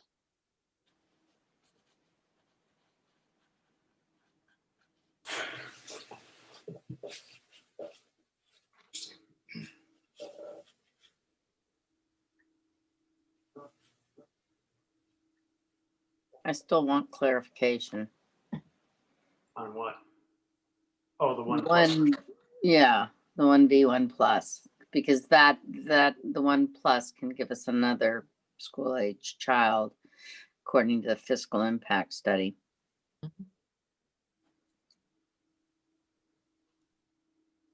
So you're concerned if it's a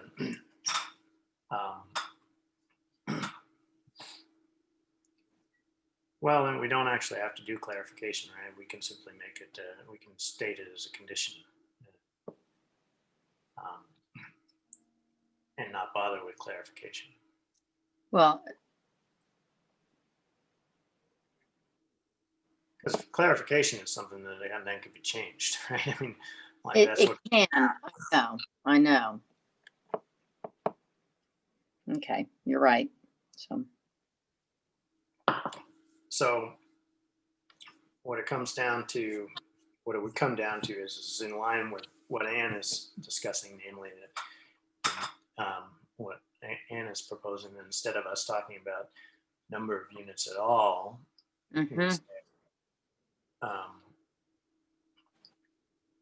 you're required to keep the proportions at this percentage 3, this percentage 2, this percentage 1, and this percentage 1 plus.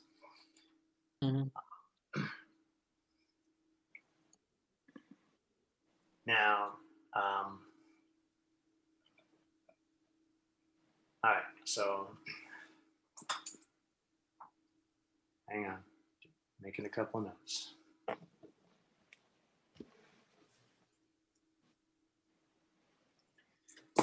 All right.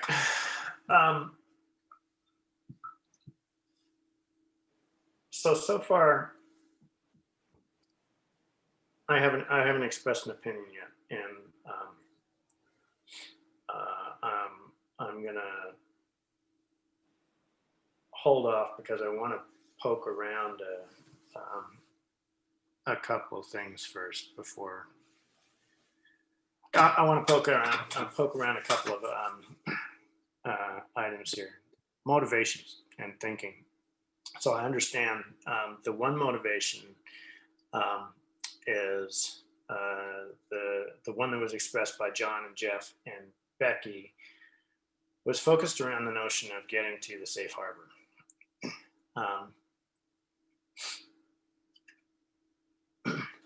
And I know that there have been concerns expressed around fiscal impact to the schools, impact to traffic, safety. And I think essentially we said earlier on that the safety concerns that we wanted to be addressed, really, we wanted to make it possible for the zoning board to address the safety concerns of the access road.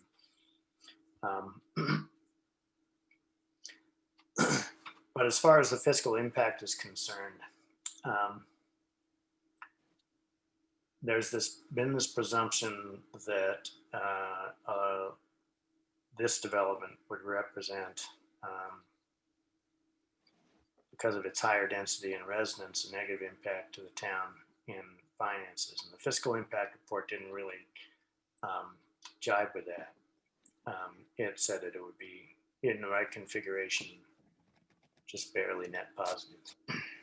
And is that something that's figuring into board members' thinking here when you're talking about going with the higher number of 130?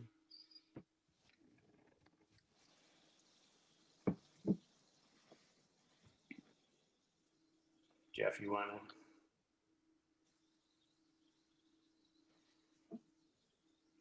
Can you restate your question? Yeah. So the motivation around density is it's multifaceted, right? There's the impact to the impact of a larger number of units on fiscal, cultural, traffic, and some of those items we think are mitigated maybe by the fiscal impact report. But why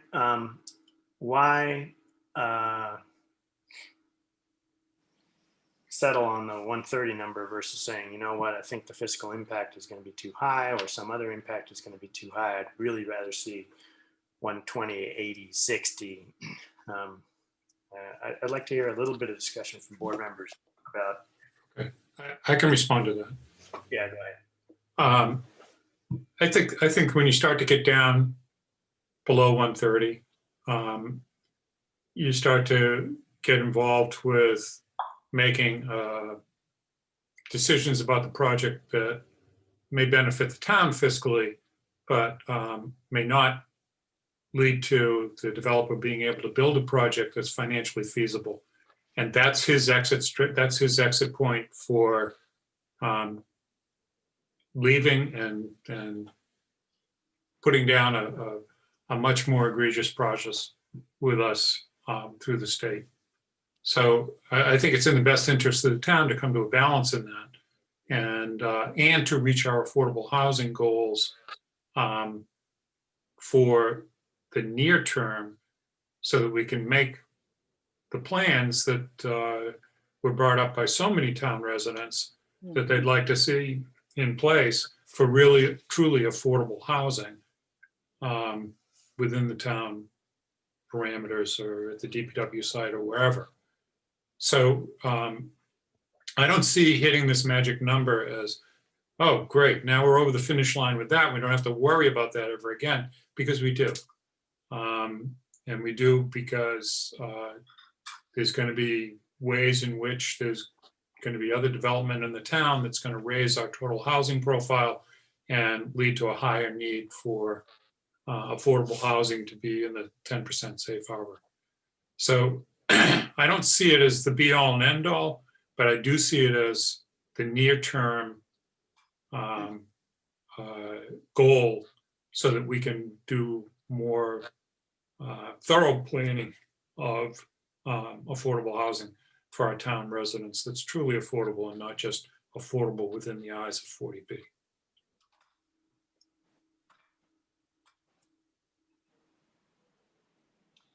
Okay, John? Yes, me? Yeah. Yep. No, I mean, I agree with Jeff. I didn't really look at the financial angle so much after we got the modeling that came back from the reports last week.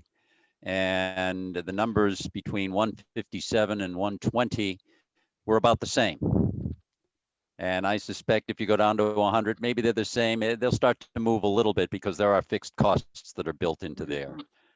But I am, a critical issue here is this affordable housing threshold.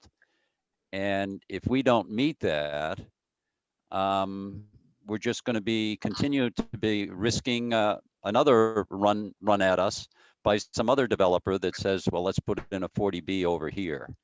And I would much prefer that we be in control of our future in that regard. I think this whole experience is a wake-up call for lots of folks here in town about the 40B legislation and what it does. And we can solve that in the near and intermediate term, I think, with this project.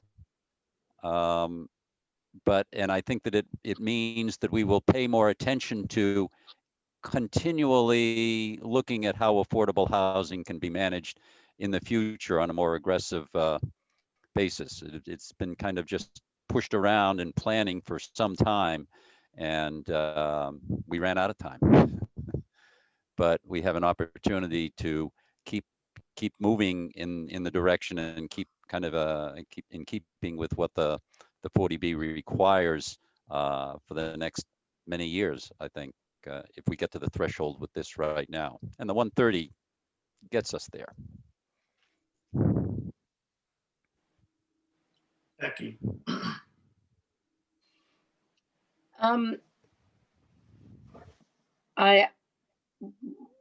One of the motivations for the number for me is to try to reduce the height of the building, which for a variety of reasons, including fire apparatus.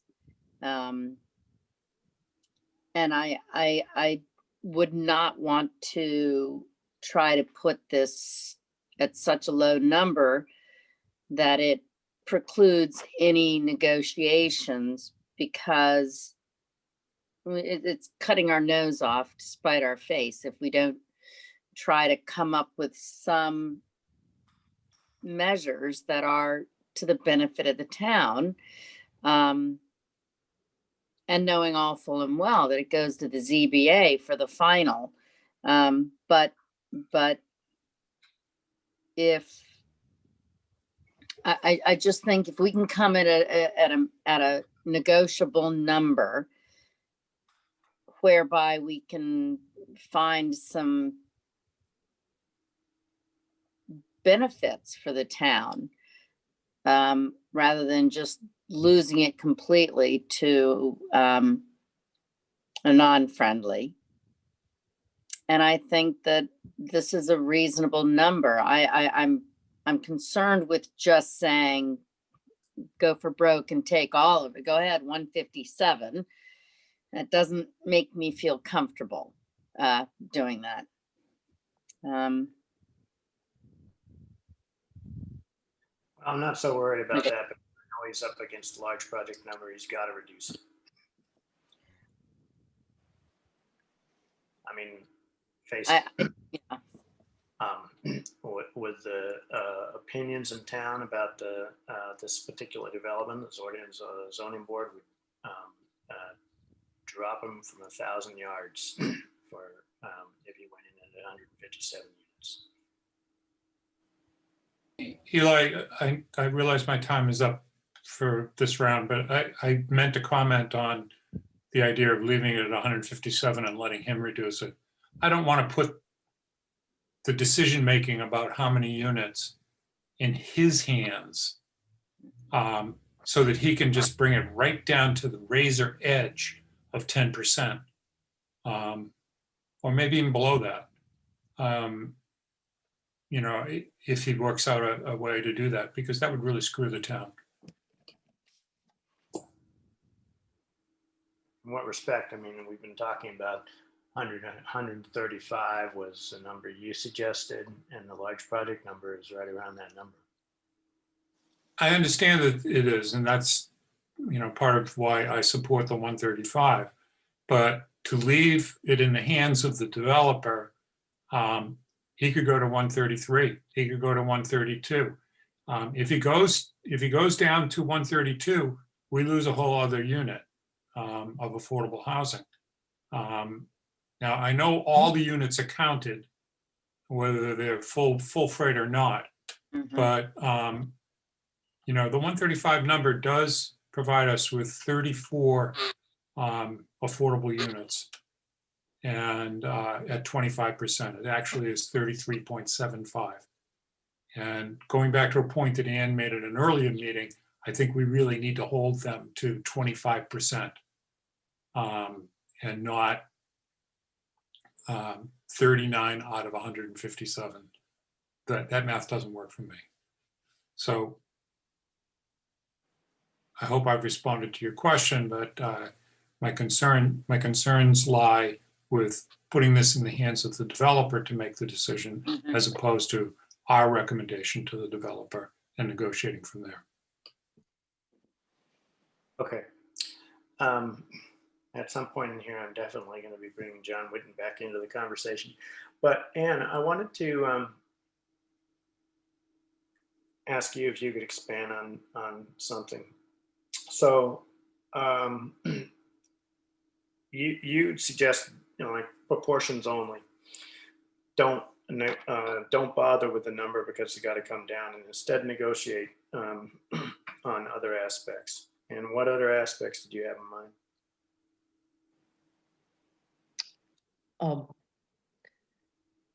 As I said before, that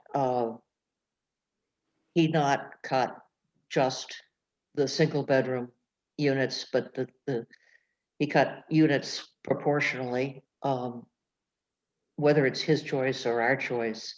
My concern is that he is currently trying to negotiate deals to reduce with us to reduce from 157.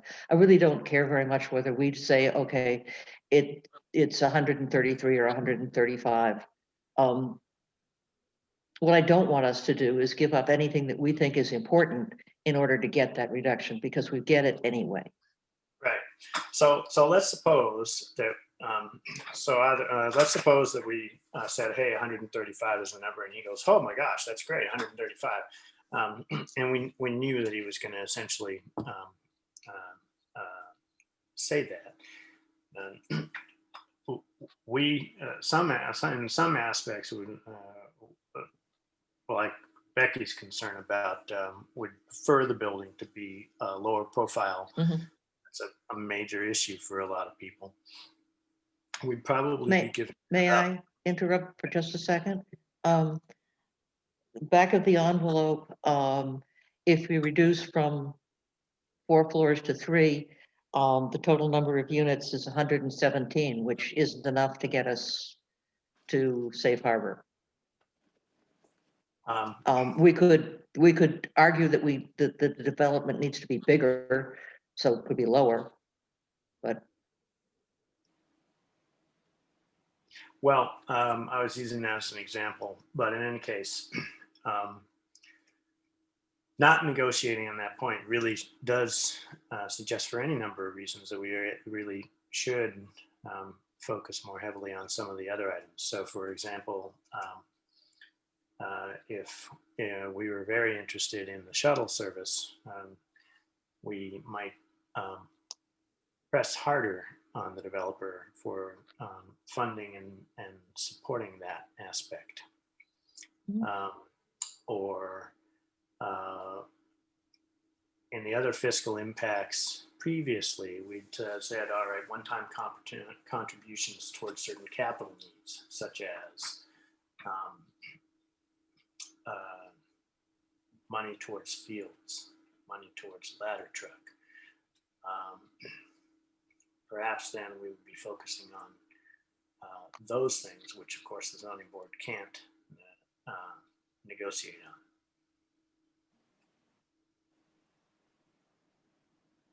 Is that where something you were considering?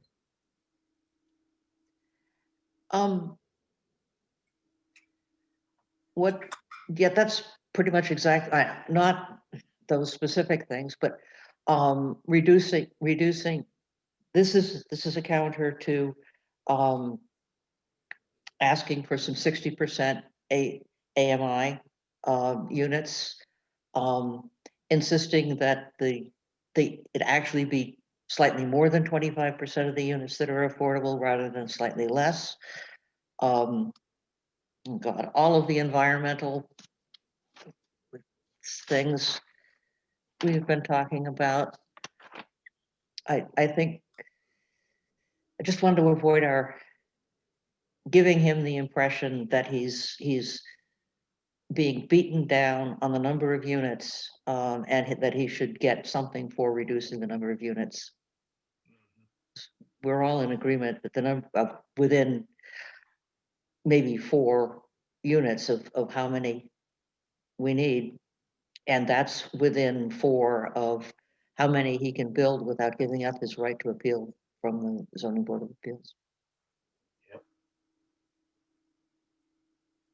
John Witten, do you have any input at this point? I think my input is you do need to drive the number. I wouldn't give it kind of a pass, only because I think you're negotiating with him for project eligibility approval. That has an incredible value to him. So whether, if you're going to take a pass on the density or pick a number, say in the 130s, that still leaves an awful lot of room for the board to negotiate kind of those capital costs that you were describing, Mr. Chairman. So I think by not playing the density game, you're reserving for yourselves an opportunity to negotiate other things. And then let the Board of Appeals negotiate it from there if the site conditions require a smaller project, or there are other reasons why they should reduce the density, subject, of course, to concern that an appeal of their decision will be overturned by the Housing Appeals Committee. And that kind of goes back to that macro condition, no appeal of the Board of Appeals. That's really the most important condition I think the board could try to negotiate for.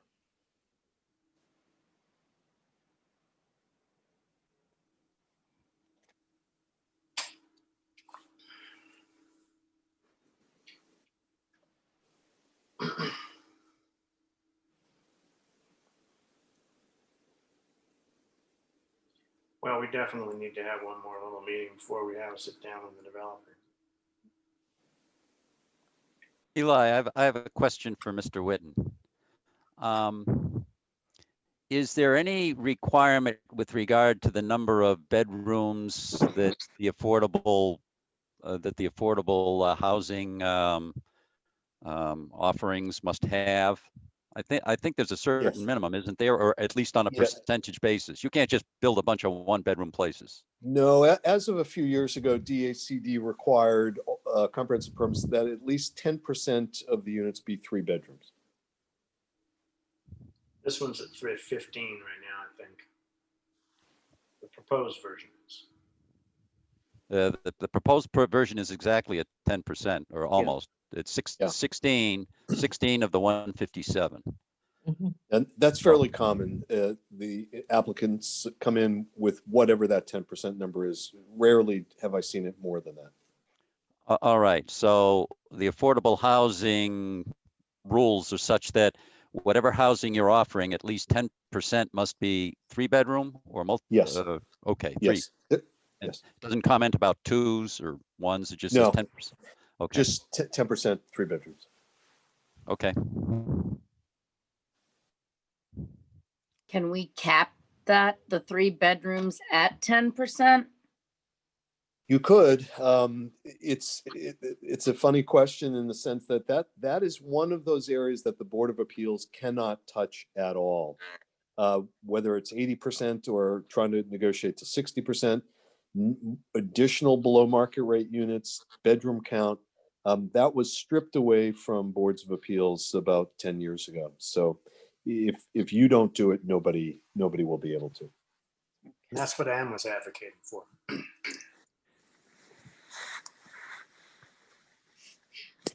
Advocating for fewer 3 bedrooms? No, she was advocating we keep the proportions, we lock the proportions in. So we say whatever number of units you build, the proportions have to be 10% 3, whatever it currently is for two. 40% for one. Yeah. Okay. Uh,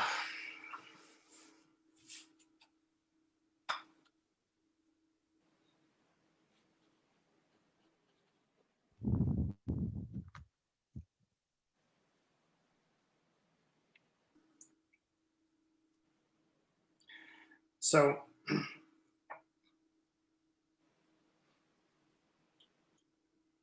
all right,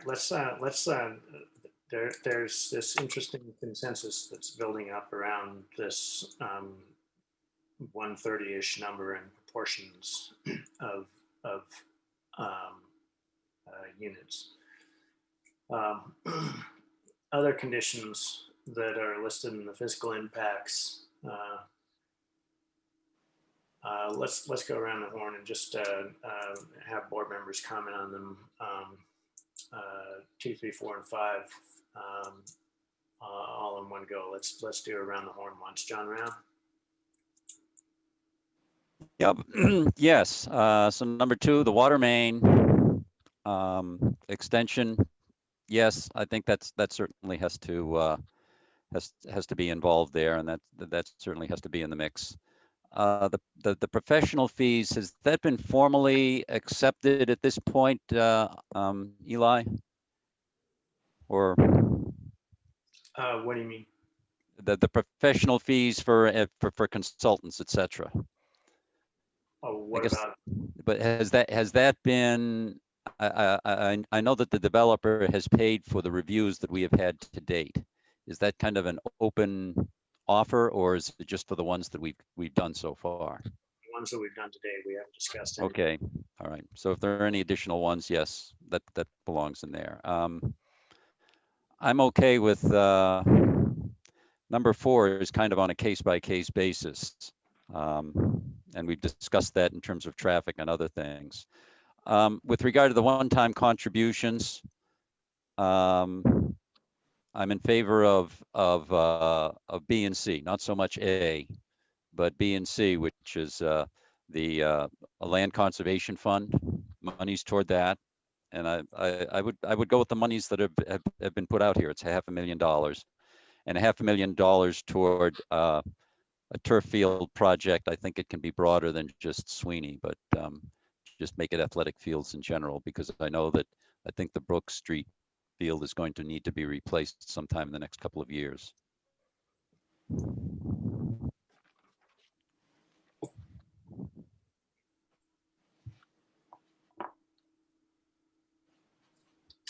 Jeff. I'd like to start out with a question for John, if I could. I'm curious about why you would take out the fire truck. I'm looking at 3 floors at this point, and I'm not sure that we need the ladder truck for 3 floors.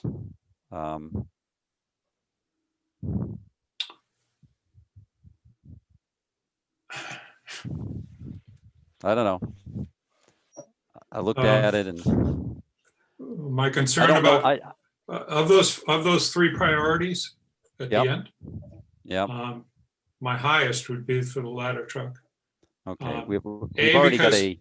Yeah. Go ahead. Because we have been budgeting for this, and we moved money out of that budget last year, and we've moved money back in, or we're planning on moving money back into that budget this year, to accelerate this so that we have the ladder truck available to us, and it's fully equipped and ready to go when and if this project comes online.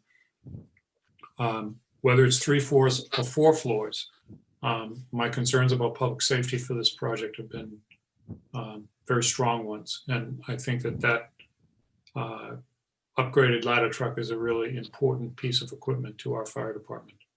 And to protect the project itself if it's built, and the woods around it if it's built.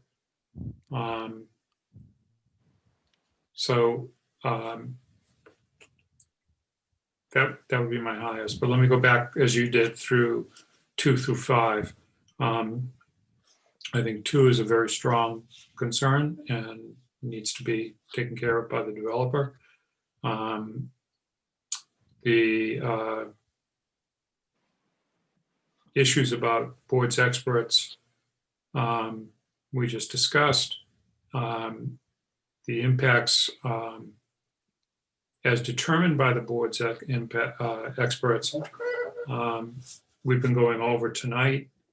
And I think we've come to some conclusions about that. So really, this is down to the size of the project, the water main, and the contributions towards capital needs. And I want to suggest that that's not capital needs, but capital impacts. I would suggest leaving those 3 things in place as they are to start the negotiation and work it from a place where if there's places we can give back to get things that we want, that we work it up for those monies. So my feeling is pretty strongly in priority that the ladder truck is number 1, and that the other 2 are very important. So I would keep those 500s right where they are. Becky.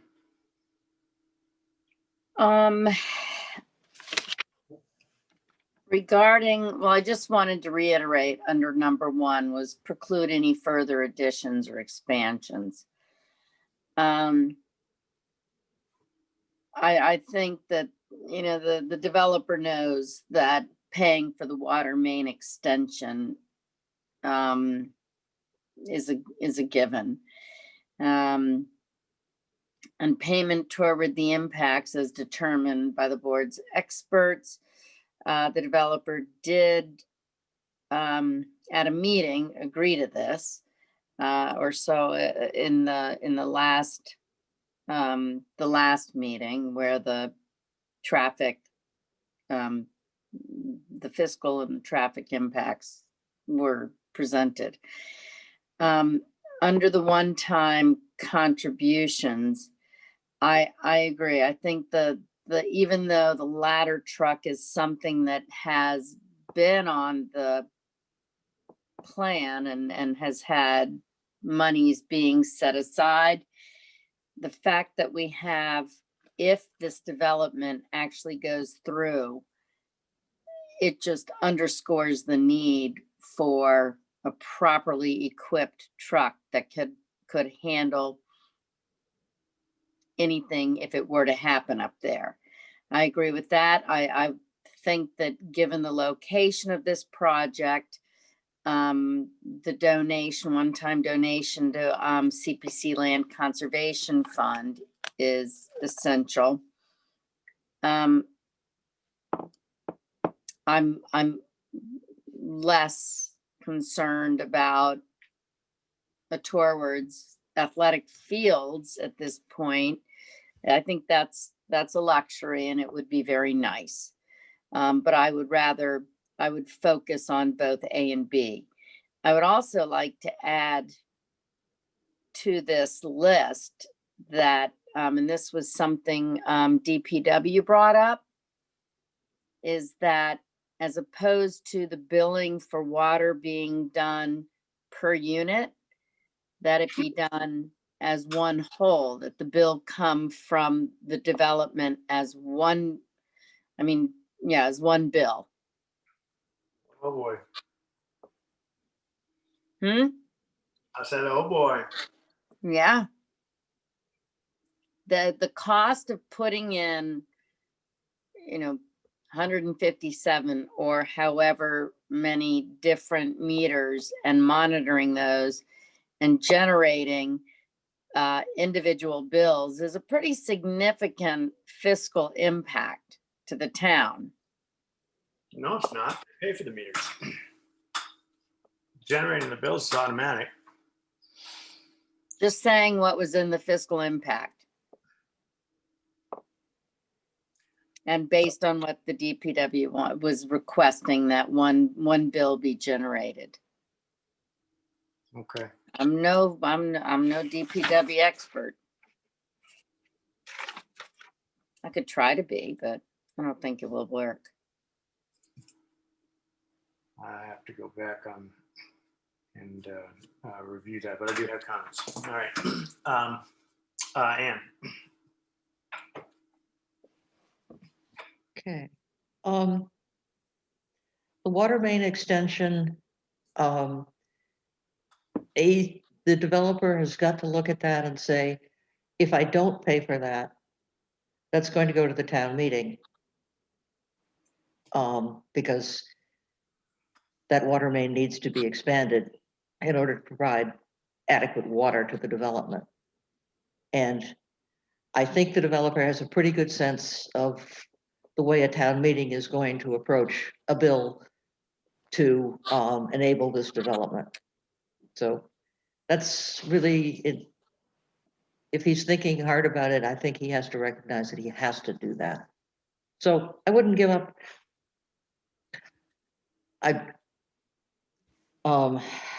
As for the professional fees and expenses, sure. I don't think it's going to be a lot, at least at the selectman level. I would have to yield to John to find out whether the ZBA gets its experts paid for or not. But they certainly should.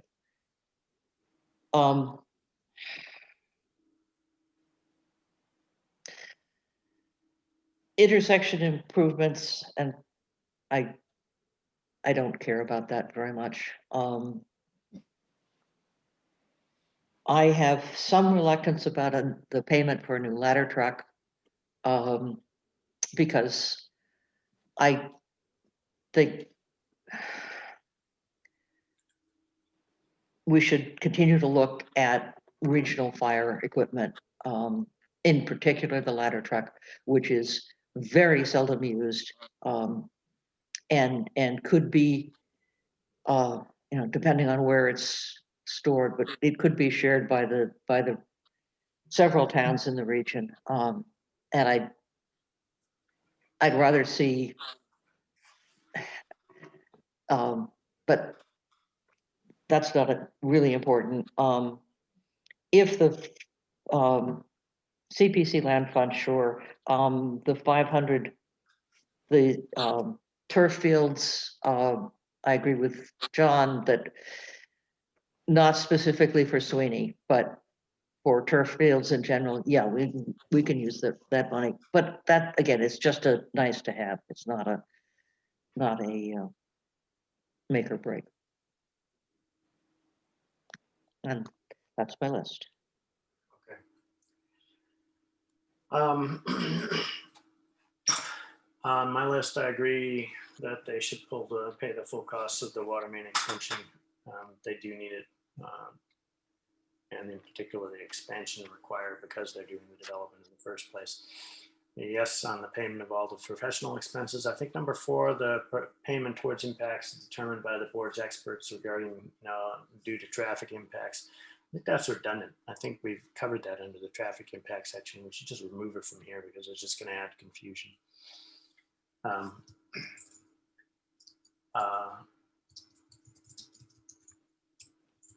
And then on the capital side, what I would suggest, maybe what we would do is I think that we should keep all 3 of these items in here. And instead, if we want to be more, tie us down a little bit less so, we could say 500,000 towards the purchase of fire department equipment and leave it at that. It would cover any of the other capital that we have to do for the fire department if we did choose to take a regional solution with respect to the ladder truck. Would leave it up to us where to put it. 500,000 to the CPC Land Conservation Fund, I'm fine with. And then I agree, 500,000 instead of tying it down to the Sweeney Park turf field project. I think just saying $500,000 towards town fields would be the right thing to do. Lord knows, yes, we want to move forward with the Sweeney Park project, but we know how it goes, and you may find that we get into some more of the engineering on that project and go, ooh, we don't want to do it right now. We're stuck with 500,000 that's earmarked for the Sweeney Park project, which isn't moving forward right now. So, but I do think that we should put $500,000 in towards athletic fields, because that's one place where this project is, if it does go forward, would have an impact. We continuously find ourselves low on athletic fields for the town. We have for many years. That's been a constant challenge to Parks and Rec and the Fields Committee. And there's no real relief in sight. And regardless of, there's a relatively limited impact to the schools, we think, but there's still those people are going to be using fields. It's highly likely they will be impacting the field use. So I think it's definitely worth us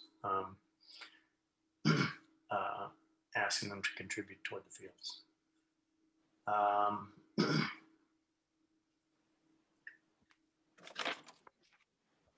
Now,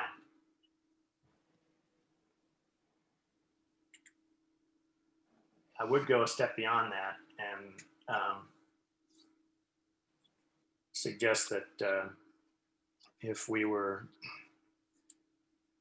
to give up on density, that we do go back and make a stronger calculation with respect to a town shuttle, and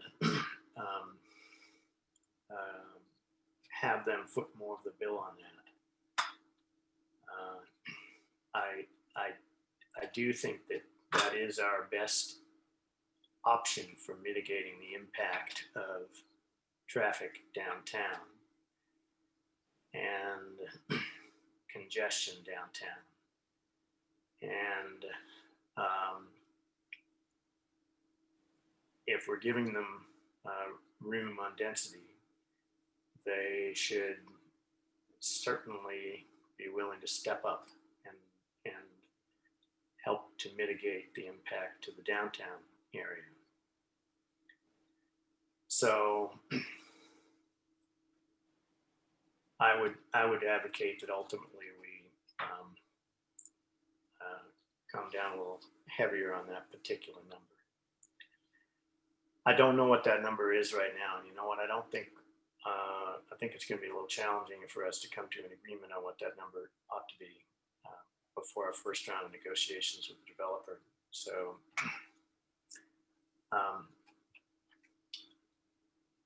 John Whitten, some advice on putting stakes in the ground on some of these items as opposed to being specific. I think that the list is already, overwhelming in a sense for the discussion with the applicant. I wonder if maybe the meeting with the applicant is dealing with the big picture issues, and those would be the cost implications. I think it was my recommendation to the board to cover all the issues, and I think you've done that. But now, listening to them all, I wonder if you might not want to just start when you meet with him on Wednesday with the big one, which is the capital costs, the contributions, the costs beyond what he would otherwise have to do to build the project. Because I wonder, how much deeper you need to go with him before he gives you a sense that, yeah, I'm willing to negotiate on those capital expenditures.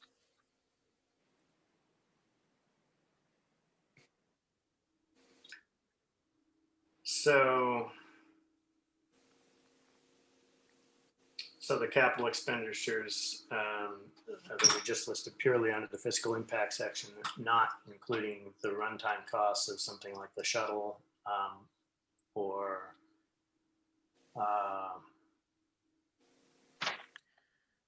But including the AMI. number of, the AMI.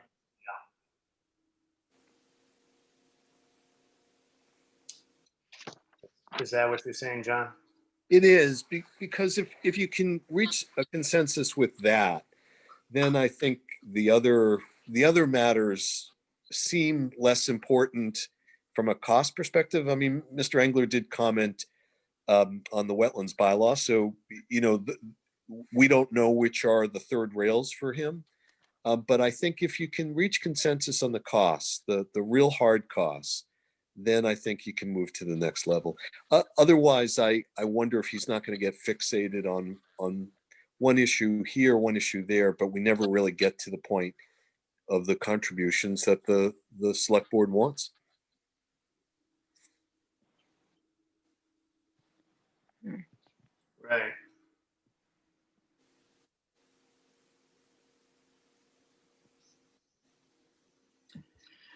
All right. How do board members feel about that notion? In the first meeting with the developer, concentrate only on the bulk of the objects within the fiscal impact section. We've refined our what we want to ask out of environmental impacts and traffic impacts, but we would come to those and talk to him about those in a second meeting, or not, if he just says, "Oh, I don't want to talk to you again anymore." My feeling is to go, I mean, John has the experience. He's done this. I would be inclined to listen to his recommendation. And if that's what he thinks is a good start, I would go with that.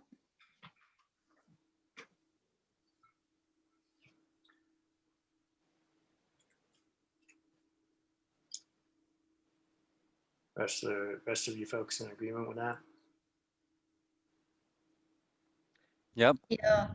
I think, take advice.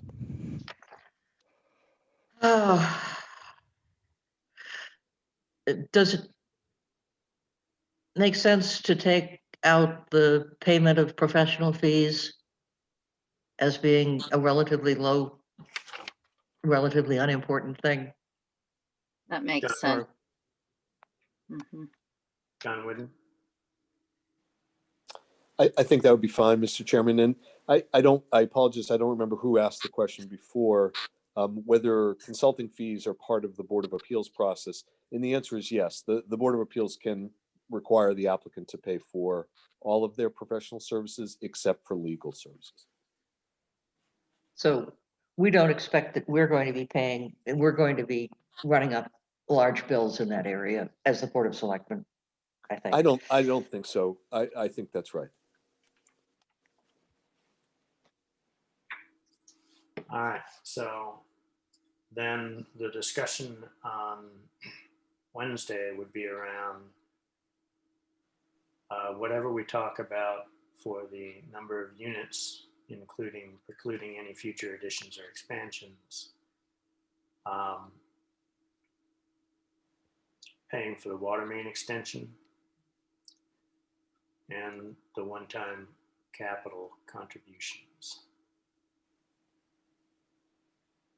And the intersect, what about number 4?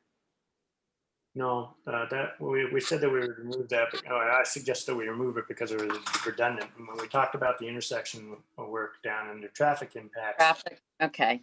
we already said we would remove that because that had to do with like roundabouts, because the only recommendations from the traffic expert were around potential roundabouts at the 128, which Well, and the left turn lane and increasing the shoulder where you would have the left turn lane into the development. he said you should expand the shoulder there on that side as well then.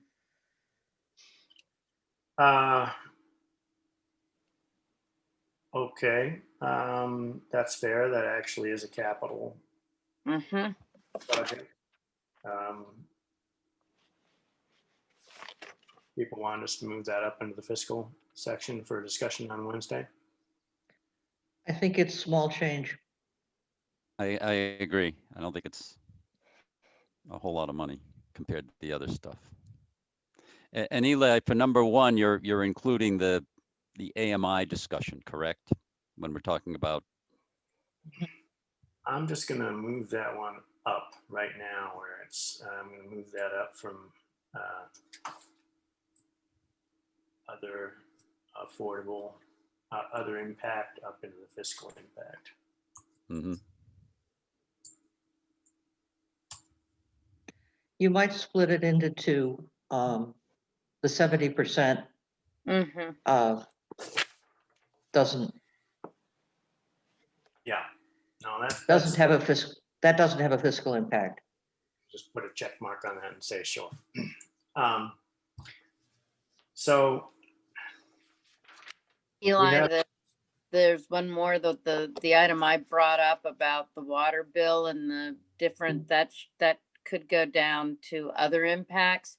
Because I did find where that was on the study. It was on the fiscal impact study, page 9, under Charles Dam, DPW director.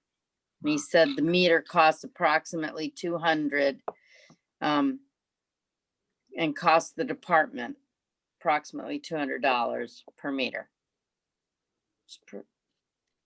Oh, that's true, because we do, for the first meter, the town pays for it. All right, well, we can have the developer pay for the meters. Or, well, but Well, again, what Chuck was talking about though was meter the building and have that just become part of the rental structure. Yeah, so I'll tell you what, we can ask for that, but it's,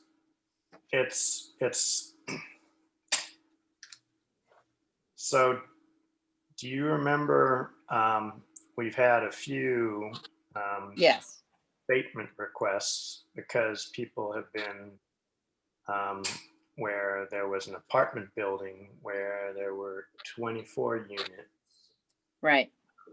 that pushed them right up into one of the mid tiers, and then the water bills were significantly higher. And for 100 and something units, that would push them right on up into the top tier, Yep. where water is billed at $8 per 100 cubic feet. And will be going up at some point in the future, resulting in a relatively nonlinear, well, it's going to be a huge bill and a huge differential and a huge differential runtime cost compared to individual meters. So I'd be a little bit more inclined to just say, oh, Mr. Developer, you need to pay for the water meters, rather than put him in a position where he's going to do a single meter and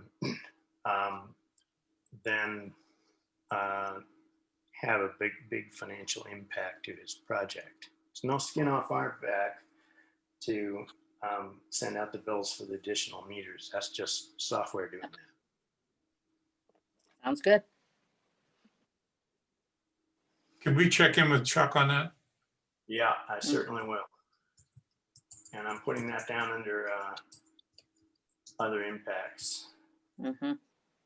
because that's also a small change. I mean, you're talking 200 to it's $20,000. Yeah, 30,000.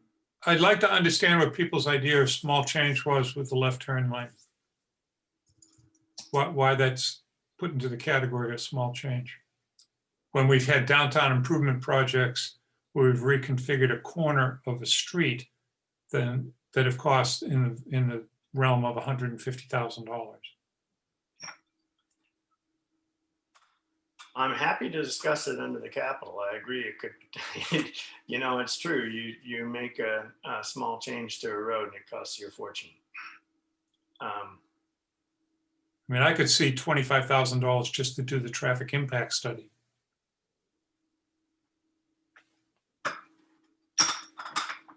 I see no reason not to give them a heads up on that item next week. We could Fine, ask Chuck. Sorry, Ann, go ahead.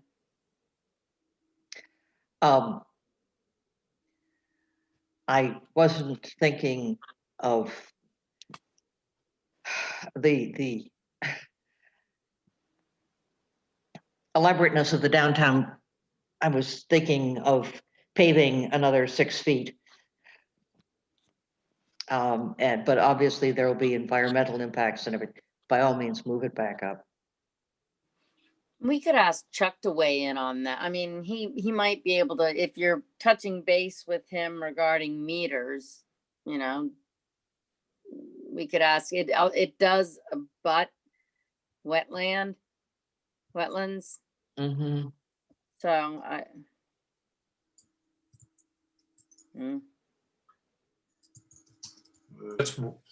It's wetland on the east side. on the east side of the road. Yeah. Yep. It looks wet.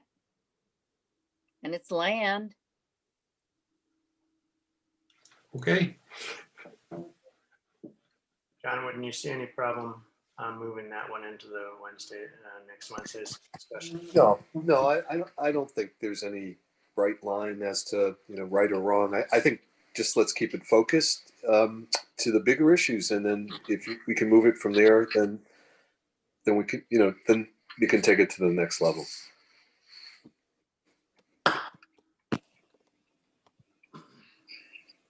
All right. So we still have a little bit more to do here tonight, I'm afraid. One is Anne was going to do a little bit of work on the 60% for AMI for half versus all, and we need to have another discussion around that. So I will be anticipating scheduling a brief meeting next week. And I think, are people going to be available on Wednesday morning? What time? I mean, Well,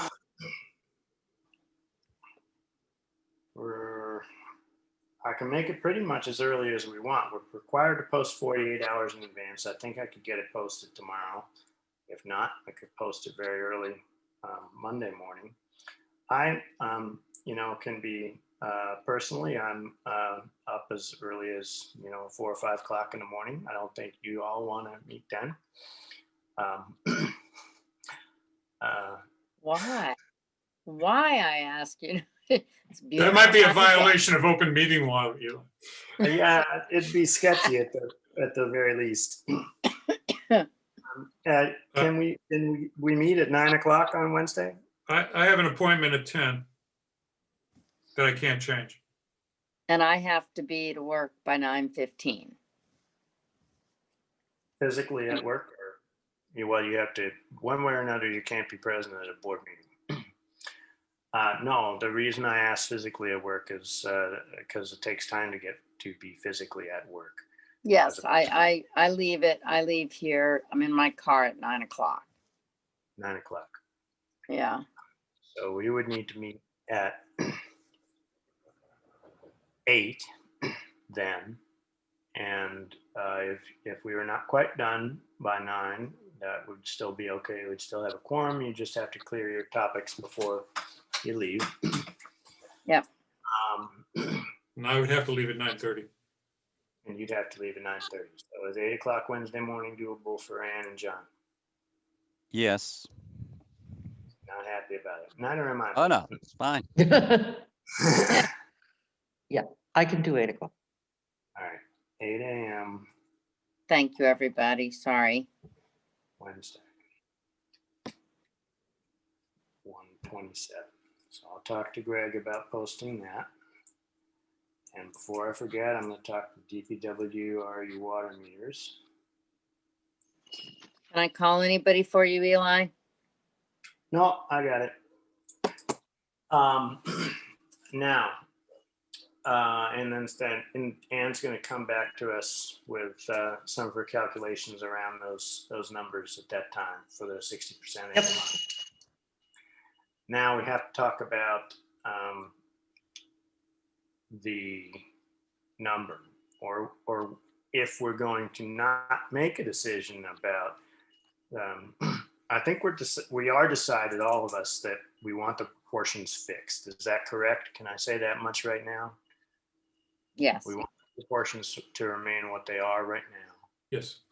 Yes. And we want to include any future additions and expansions. And now the question is, what is that number that we want to begin negotiations for on Wednesday? And there are two ways of going at this. One is we hash it out right now.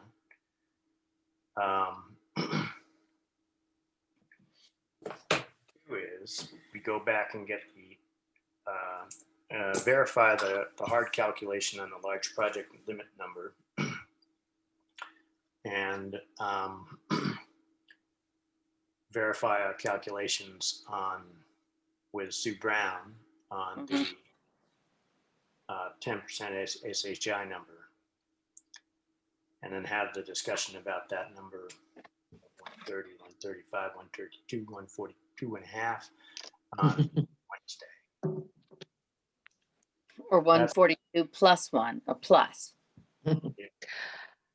I'd be happier if we had, because there are a bunch of different numbers of what our current number of households are. They're all fairly close, but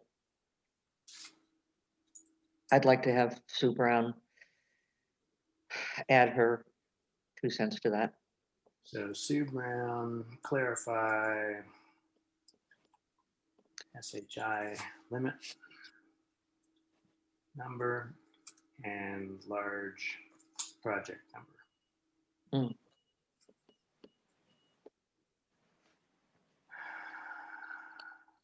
All right.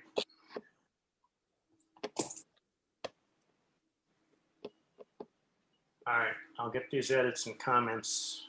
I'll get together with Greg tomorrow on these edits and comments.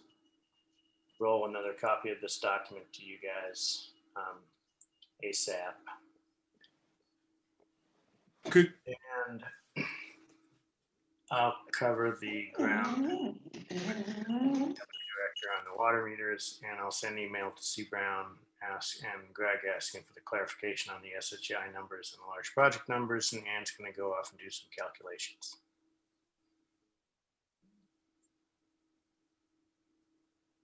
Could I ask for one very small item? Yep. Could we correct the spelling for the heading for the second section of this report? Oh, that the environment. Every time I look at that, it makes my head spin. Environmental. The teacher in me, just the hair goes up on the back of my neck. Can't see it, but done.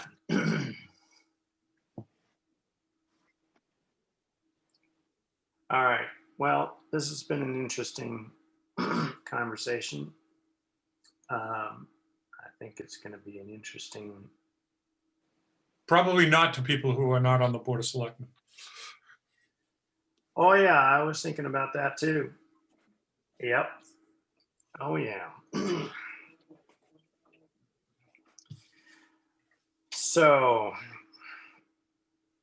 on the plus side, I think we resolved how we want to support the zoning board with respect to the safety requirements.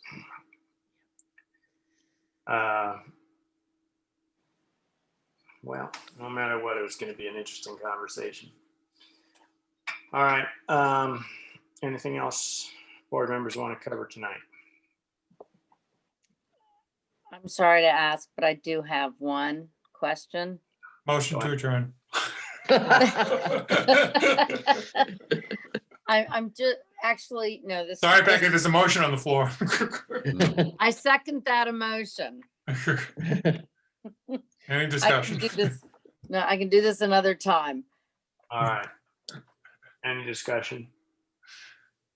Roll call vote. Mr. Witten, I don't know, Mr. Chairman. I think we have more things to talk about. yeah, no, I don't know. You know what? I'm not gonna say I'm tired. I'm sleepy, but I'm not tired. Mr. Round, your both names start with John. Very confusing. And, but yes, it's past your bedtime, Eli. If you're a 4 o'clock in the morning guy. I was up at 3:30 this Oh, morning. Yep. So that's when you do your work. Mhm. Your for pay work. Yeah. Mr. Bodmer Turner, Yes. Ms. Harrison, Yes. Ms. Jakes. If I must. Yeah. Mr. Yes. Yes. All right. Good evening, folks. Thank you, John Witten. You're welcome. Good night, everyone.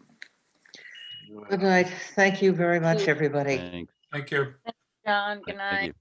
you. Good night. Everybody.